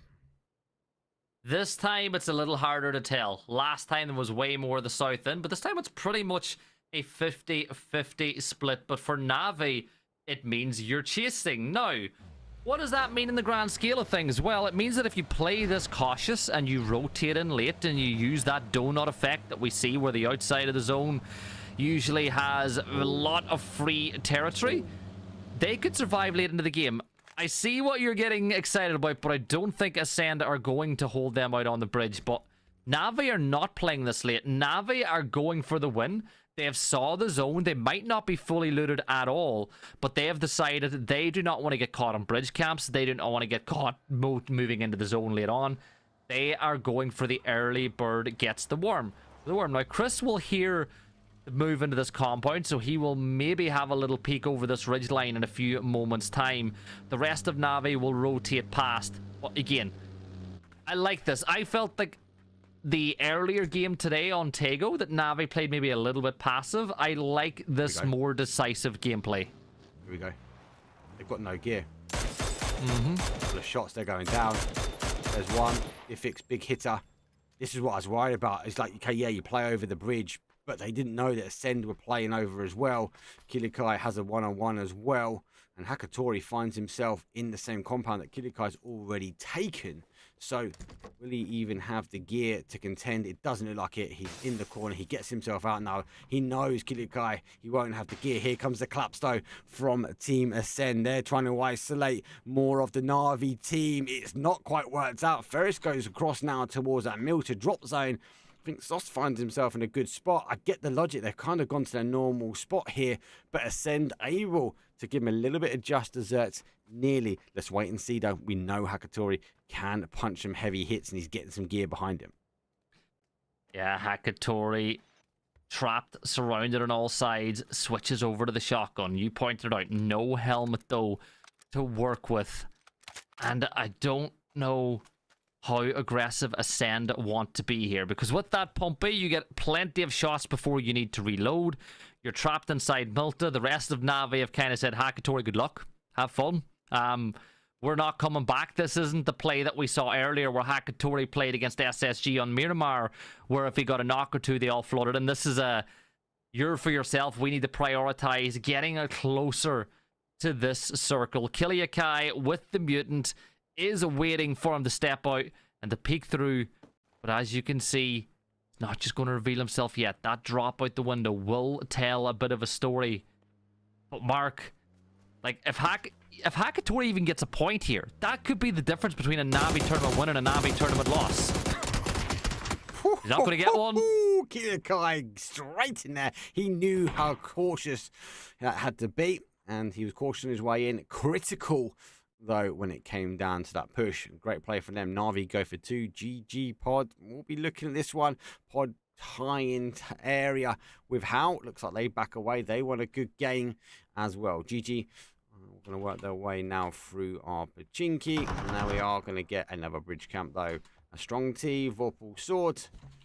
Already lost one. And I'm going to make the executed assumption that Vorpal Sword have got a kill. Yeah, Vorpal Swords. I think they'll be disappointed with how today's kind of gone for them, too, because they were 100% in the mix for a tournament win, but gone a little bit off the boil. They can now bridge camp as Strong T could potentially get caught out making their way inside the circle. Habako's got that long angle, can spot out the flipped over car, wondering if maybe somebody is still playing in this position. But Mark, Pixel picking up a point for against Benched Heroes. And remember, Benched Heroes do have a chance in this event. Oh, two teams are losing points. 2 teams extending quickly, and 2 teams getting denied the opportunity to take the final game as a 4 strong. Let's see how creative these teams can go. For now, Scooby gonna send some shots over the top. I know we've seen our team solo work from here before. It did play back just north of this area as well. So we're going to have to wait and see. The Woo work their way in. Twisted Minds waiting as well to hearing the cars rotate through. Got the better position. The Woo continue to roll past. No fight just there. Keep an eye on the map though. Whether Acend continue to rotate, understanding that they missed 1 car through Mill to Power. Maybe they're looking for the opportunity to try and catch him on a bit of a road camp. Yeah, Ibby is Perfectix clicks empty at the most inopportune time. Is that'll allow Ibby to keep on moving? Maybe Lou might be able to get the angle that could do some real damage. Chris here from Acend. They have 2 points already. Remember, taking down 2 members of NAVI, attempting to make it a 3, and NAVI, they're just not pulling points. It's like, get out of my swamp is what Acend are saying, and they send NAVI back towards Milta again. Mark, had NAVI just waited, they might have been able to get into the zone, but again, They've made a play and it's not worked out for them. Ibby gets a great nade onto Lou. Perfectix now with the angle. Nixie takes a ton of damage, and Nixie's going to get taken down by Example, who managed to get the off angle with that MK12. But you know what? Navi sustaining losses earlier, it does heat things up in the kitchen because Gaimin Gladiators know that they have a huge chance. So do Pod Samulet. Yep, Perfectix is now down. We're going to try and get that flush done. No love lost between these two.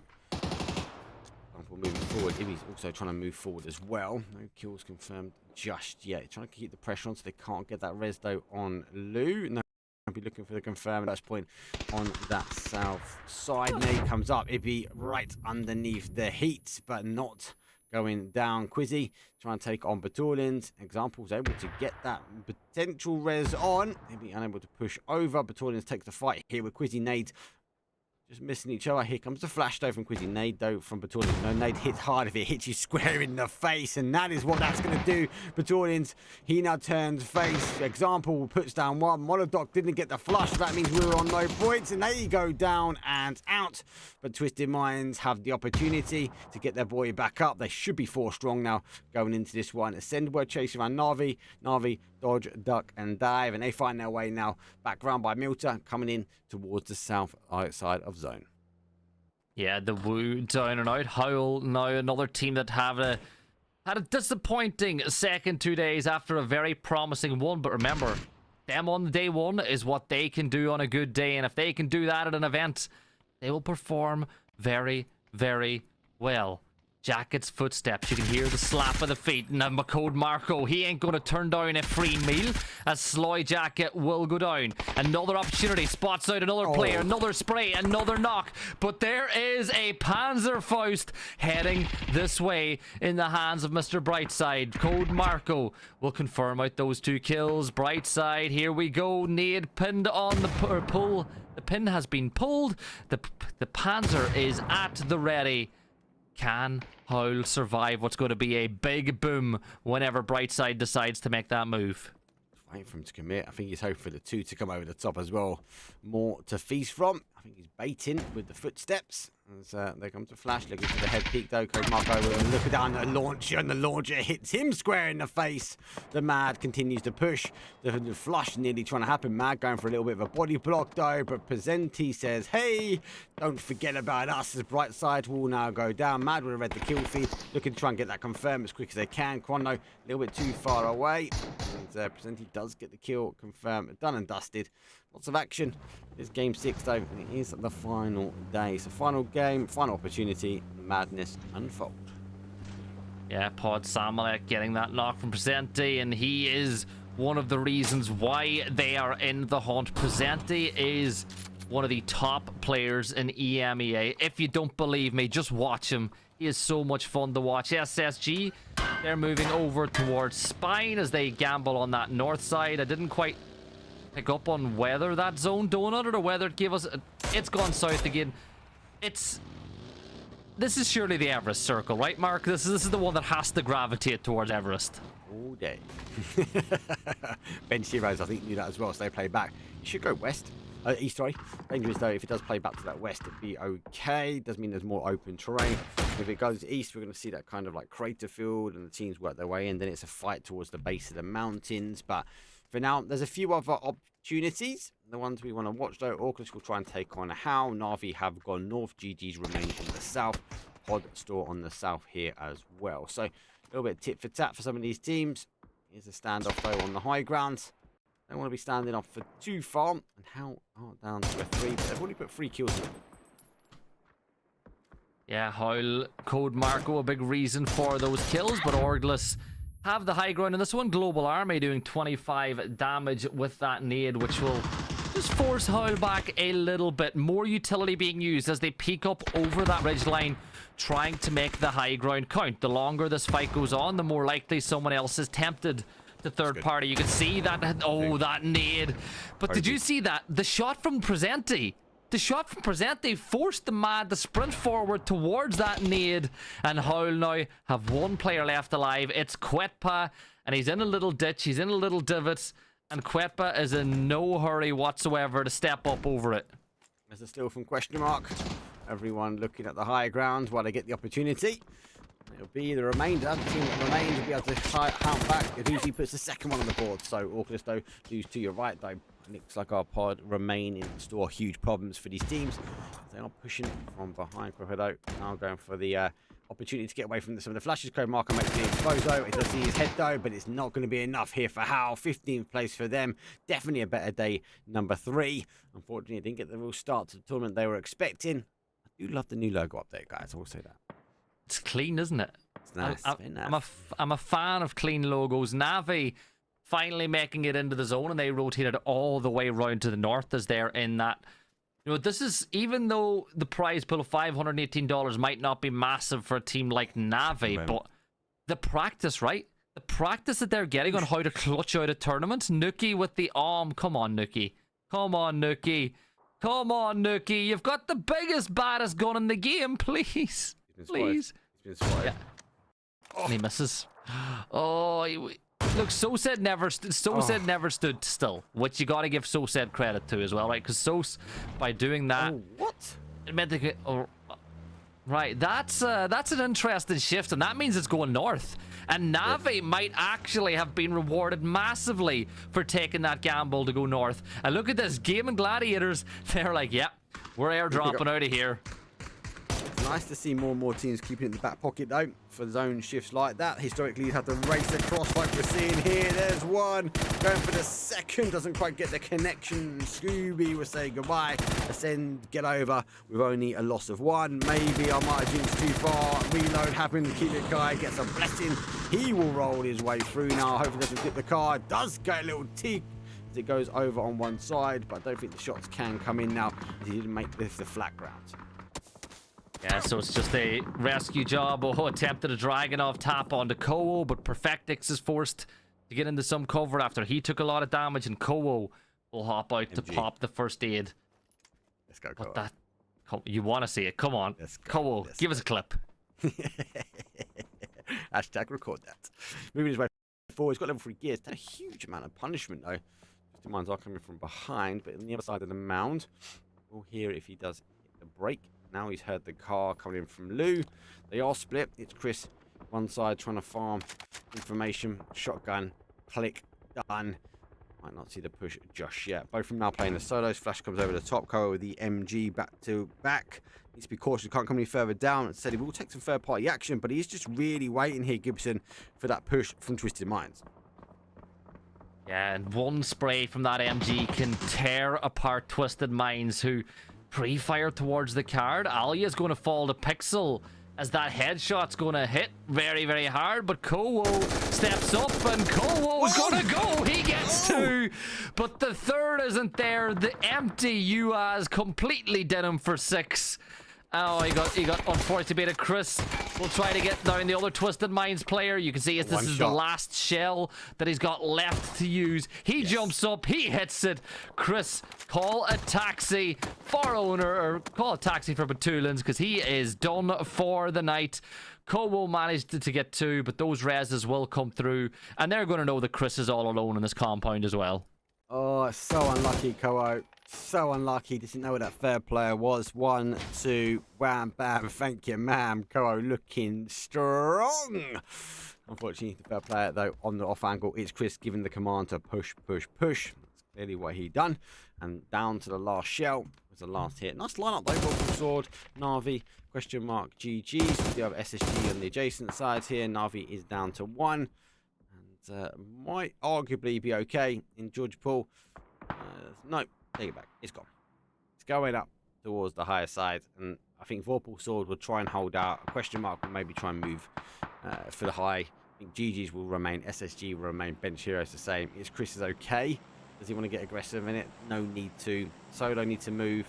Western, unfortunately, also needs to move. Pod Samuel really didn't need that zone shift. They're now on South George. They got across the water, and with them currently sitting in second place, is that going to be the straw that broke the camel's back? Weston will try to take down Flatobi, but Flatobi gets the kill. Strong T wipe out Orgless. They're not going to catch them in the leaderboard, but they can certainly close that gap. 17 minutes gone. Pod Samolet, do you have an emergency pickup, or are you going to have to try to rotate past SSG, or do you eat the blue? Do you eat phase 4 blue and try to rotate over the other bridge and take on Solo? Well, they're sending it towards the other bridge, and you can see now that running out or driving by is Fatobi. Chris will get wiped. Acend fall. This is it. This is the game. This is the tournament on the line here for Pod Samolet. Can Scooby perfectly intersect that line of travel? No. And across the bridge they go. Big plays from Pod Samolet. Yes, it's just a rotate mark, but they're keeping themselves in with a chance. Yeah, good timing as well. The guys have moved out. Look at the collapse now on the other side of the zone. Saunabois go for question mark. Question mark came out for Vorpal Sword. Vorpal Sword in a bad spot now. Razor on his razor sharp edge. Needs to be cautious from behind though. Akudo trying to take on the shot. Field first is down. Best and Spyro up over the top here. Navi still alive, still fighting. 11 teams over 32 players left on. Big Molly comes over. Spyro needs to deal the damage. He doesn't get it this time here, but it's down towards Best. Best, final player for them. Navi coming out trying to get some kills. There's one. A doozy is down. That'll be target acquired. I feel like for a lot of teams, especially for GG, they now know where Navi is, and he's in the town where they remain. Let's see what they can do. The team's completely collapsed on this western front. Yeah, Navi are on 151 points, and they're almost inside the top 8, the placement points. But as you can see, Fairest has got to get inside the circle. He's outside it. He's got question mark just on the ridge line above him. He's got Saunabois just on the ridge above him. He's got Gaimin Gladiators, the players that he replaced in the building that he wants to get to. Spots out Alia. Melman gets the kill. And Gaimin Gladiators, the hunt is on. The hunt is on, but question mark will try and deny this now. Question mark though leaving. Said they were trying to try and stop Vorpal Sword. Smoke will come up. That's a very hard cliff face to get up. Uber with a big nade. It's going to go good, but they've already moved. Elman though gets the first. Uber with another nade though, put him on the back burner. The hill won't be helping. The util coming in. The Vante the same. He's going to rely on the roll down. Uber gets one. Another one gets confirmed. One remains. 4 go in. 1 pop out for question mark, and it's Spyro, but he's under huge amounts of pressure now as Saunabois launching util over the head of Spyro. Oh, Spyro, last player standing, but you can see GG. They know that they can catch Navi now, and that's another point onto their tally. They are making big money moves. There's the MG that Kowo gave to Twisted Minds a little bit earlier. Scooby don't care though. Scooby steps up and gets the knock onto Perfectix after Lou took down Hicks. Stun grenades being thrown. Tokyo Flex gets a knock on to Bizzler as SSG are in this position as well. But you gotta be careful. It's third party central right now. Stepping into the blue solo. The nade from example sets an example of him. And Scooby will fall. And there's Paige to take down Tokyo Flex. Now it's SSG against the Twisted Minds up onto the ridgeline. Roth moving around to where a body just fell. He's in the blue. 5 damage per second, plus the damage example gives will take him down. Paige now with Pixel. Paige falls. It's all down to Pixel, who's a million miles away. What is it with Pixel and taking bikes into buildings with him? That's just the Pixel thing to do. 600 damage for Paige. That's the most in the lobby so far this map, but that will be the last bit of damage he does. Phase 5, 7 teams left alive. More importantly though, Pod Samolet, Gaimin Gladiators and Benched Heroes all still alive, I believe. They are a strong team. Maybe try and take on our Melman. Itching this way, has been picked slightly, getting caught in the off angle, dodge, duck. I don't think he thinks there's someone else towards his side. He's caught in his own, now runs back, closes the door, stop it. Might be thinking about picking that panel up, because I definitely would be, especially if someone's out in that open road. GG needs to collapse down slightly. Looks like Ubar is making the retreat back. This one now, Melman needs to keep at bay, keep the numbers up. He's on to 5 kills, 3 of them he's produced. There goes the Panzer. He definitely has picked it up now. Put himself in this back corner. See if Strong T even attempt to make a push towards him. And the longer they wait, the closer the rest of the GG boys might be able to collapse down on him. I think GG, as it stands, have got this in the bag. I think the old Navi roster, now representing GG, have pulled out the rabbit from the hat. Melman will step into the blue as he's wrapping all the way around to get in to join the rest of the team. SSG still alive. You've still got the Saunabois. Actually, I think I missed the Bench Heroes went down, right? So it's literally a head-to-head between Pod Samulet. Bench Heroes went down to the south and then had to come back. Yeah. They're on a 2, so Bench Heroes still remain. Big thing, though, you have to factor in. Melman dropped his secondary gun, picked up that Panzer, expecting a push, and run out with that Panzer. So if they don't get the opportunity to loot again, he might find himself working his way down. Only one vehicle. Kill confirmed. Dante still here. Leosh holding the angle. For example, trying to deal with Pixel, though, as he is pretty far. Melman is down. Like the push, though, from Fate coming up a little bit further. No, they are going to try and extend their way down and get the res they do. So I think it's going to be a huge problem for all of these teams now on this southwest corner. Pixel's got himself in a great spot, though, for just being trouble. Like, this is just trouble for other teams inside the lobby. Gaimin Gladiators likely doing a victory lap here unless we see something big from Benched Heroes at the end of this game, because at the end of the day it's just those two left alive. Twisted Minds fall. Leosh picks up another kill for Benched Heroes, and Pixel will take down Fate. That's a point for SSG, and that's points denied, so that's points that Benched Hero can't get as well. It is points Benched Heroes can't get. They are on 6 at the moment, though. Saunabois looking good last game. Number Nuki is down. They controlled this zone really, really well. But we got 4 v3, v2, v1. A way to end it, nice and clean, and even with a little bit of an E rotate with the old bike. Keep that carbon emissions down on the PUBG battlegrounds. Yeah, I'm just doing the maths in my head, and I don't think there's any way Benched Heroes can win. Gaimin Gladiators are going to take the tournament. The old Navi will do it, but we still got to find out who's going to win the last map of the night. Who is going to finish this tournament in style? Pixel definitely looking for style points as he fires with the Dragon off, but the blue zone denies another point to Benched Heroes, making the impossible task even less possible.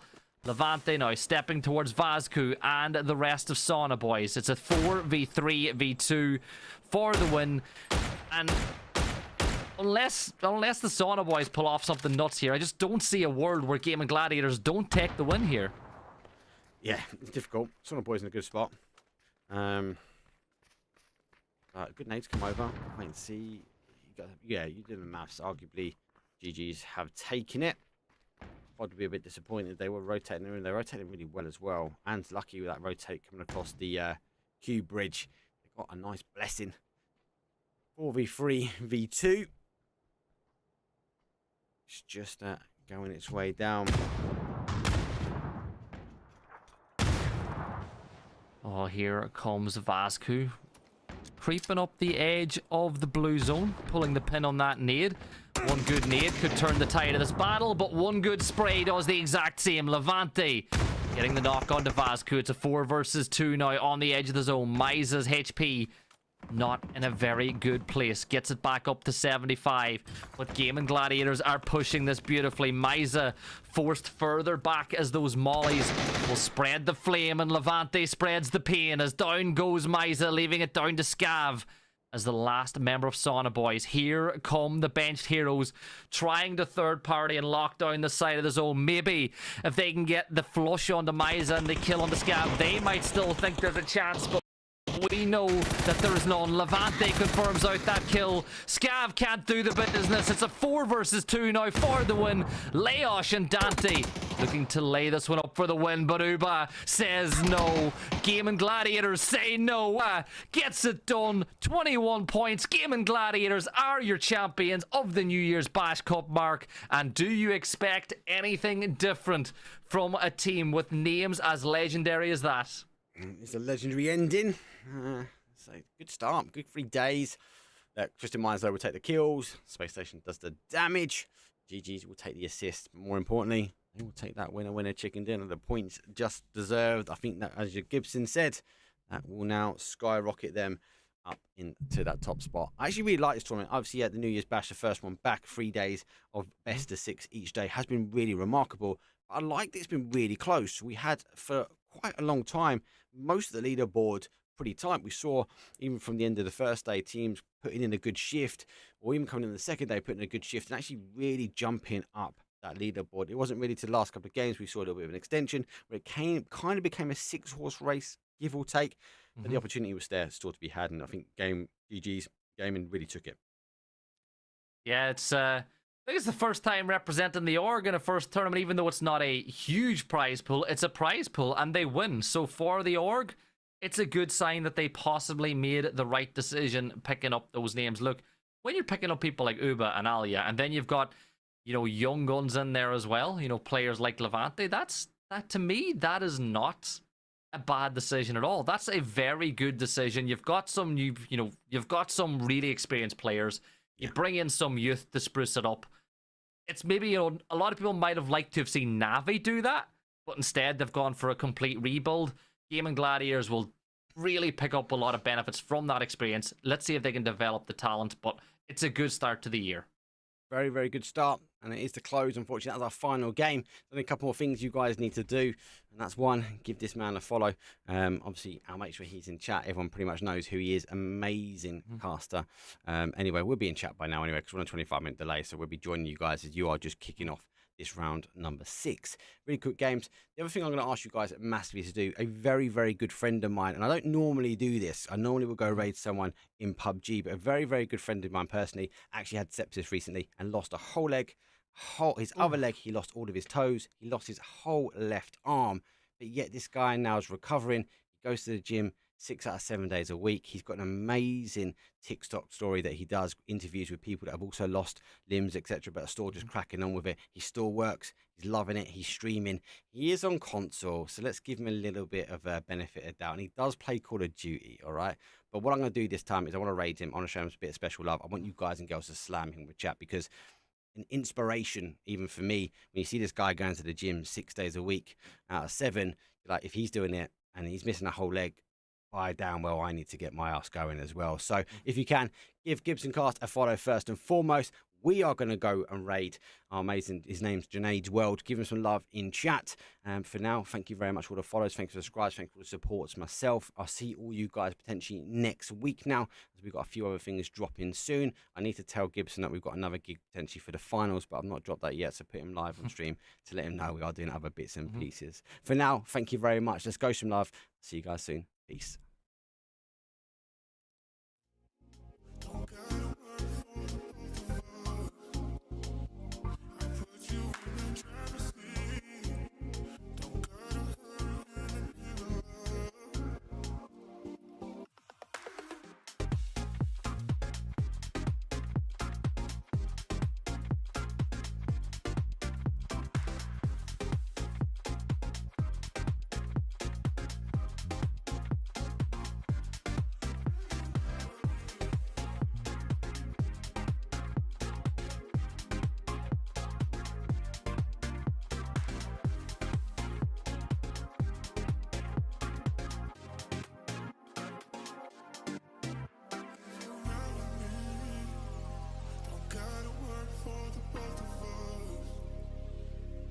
Put you in the driver's seat.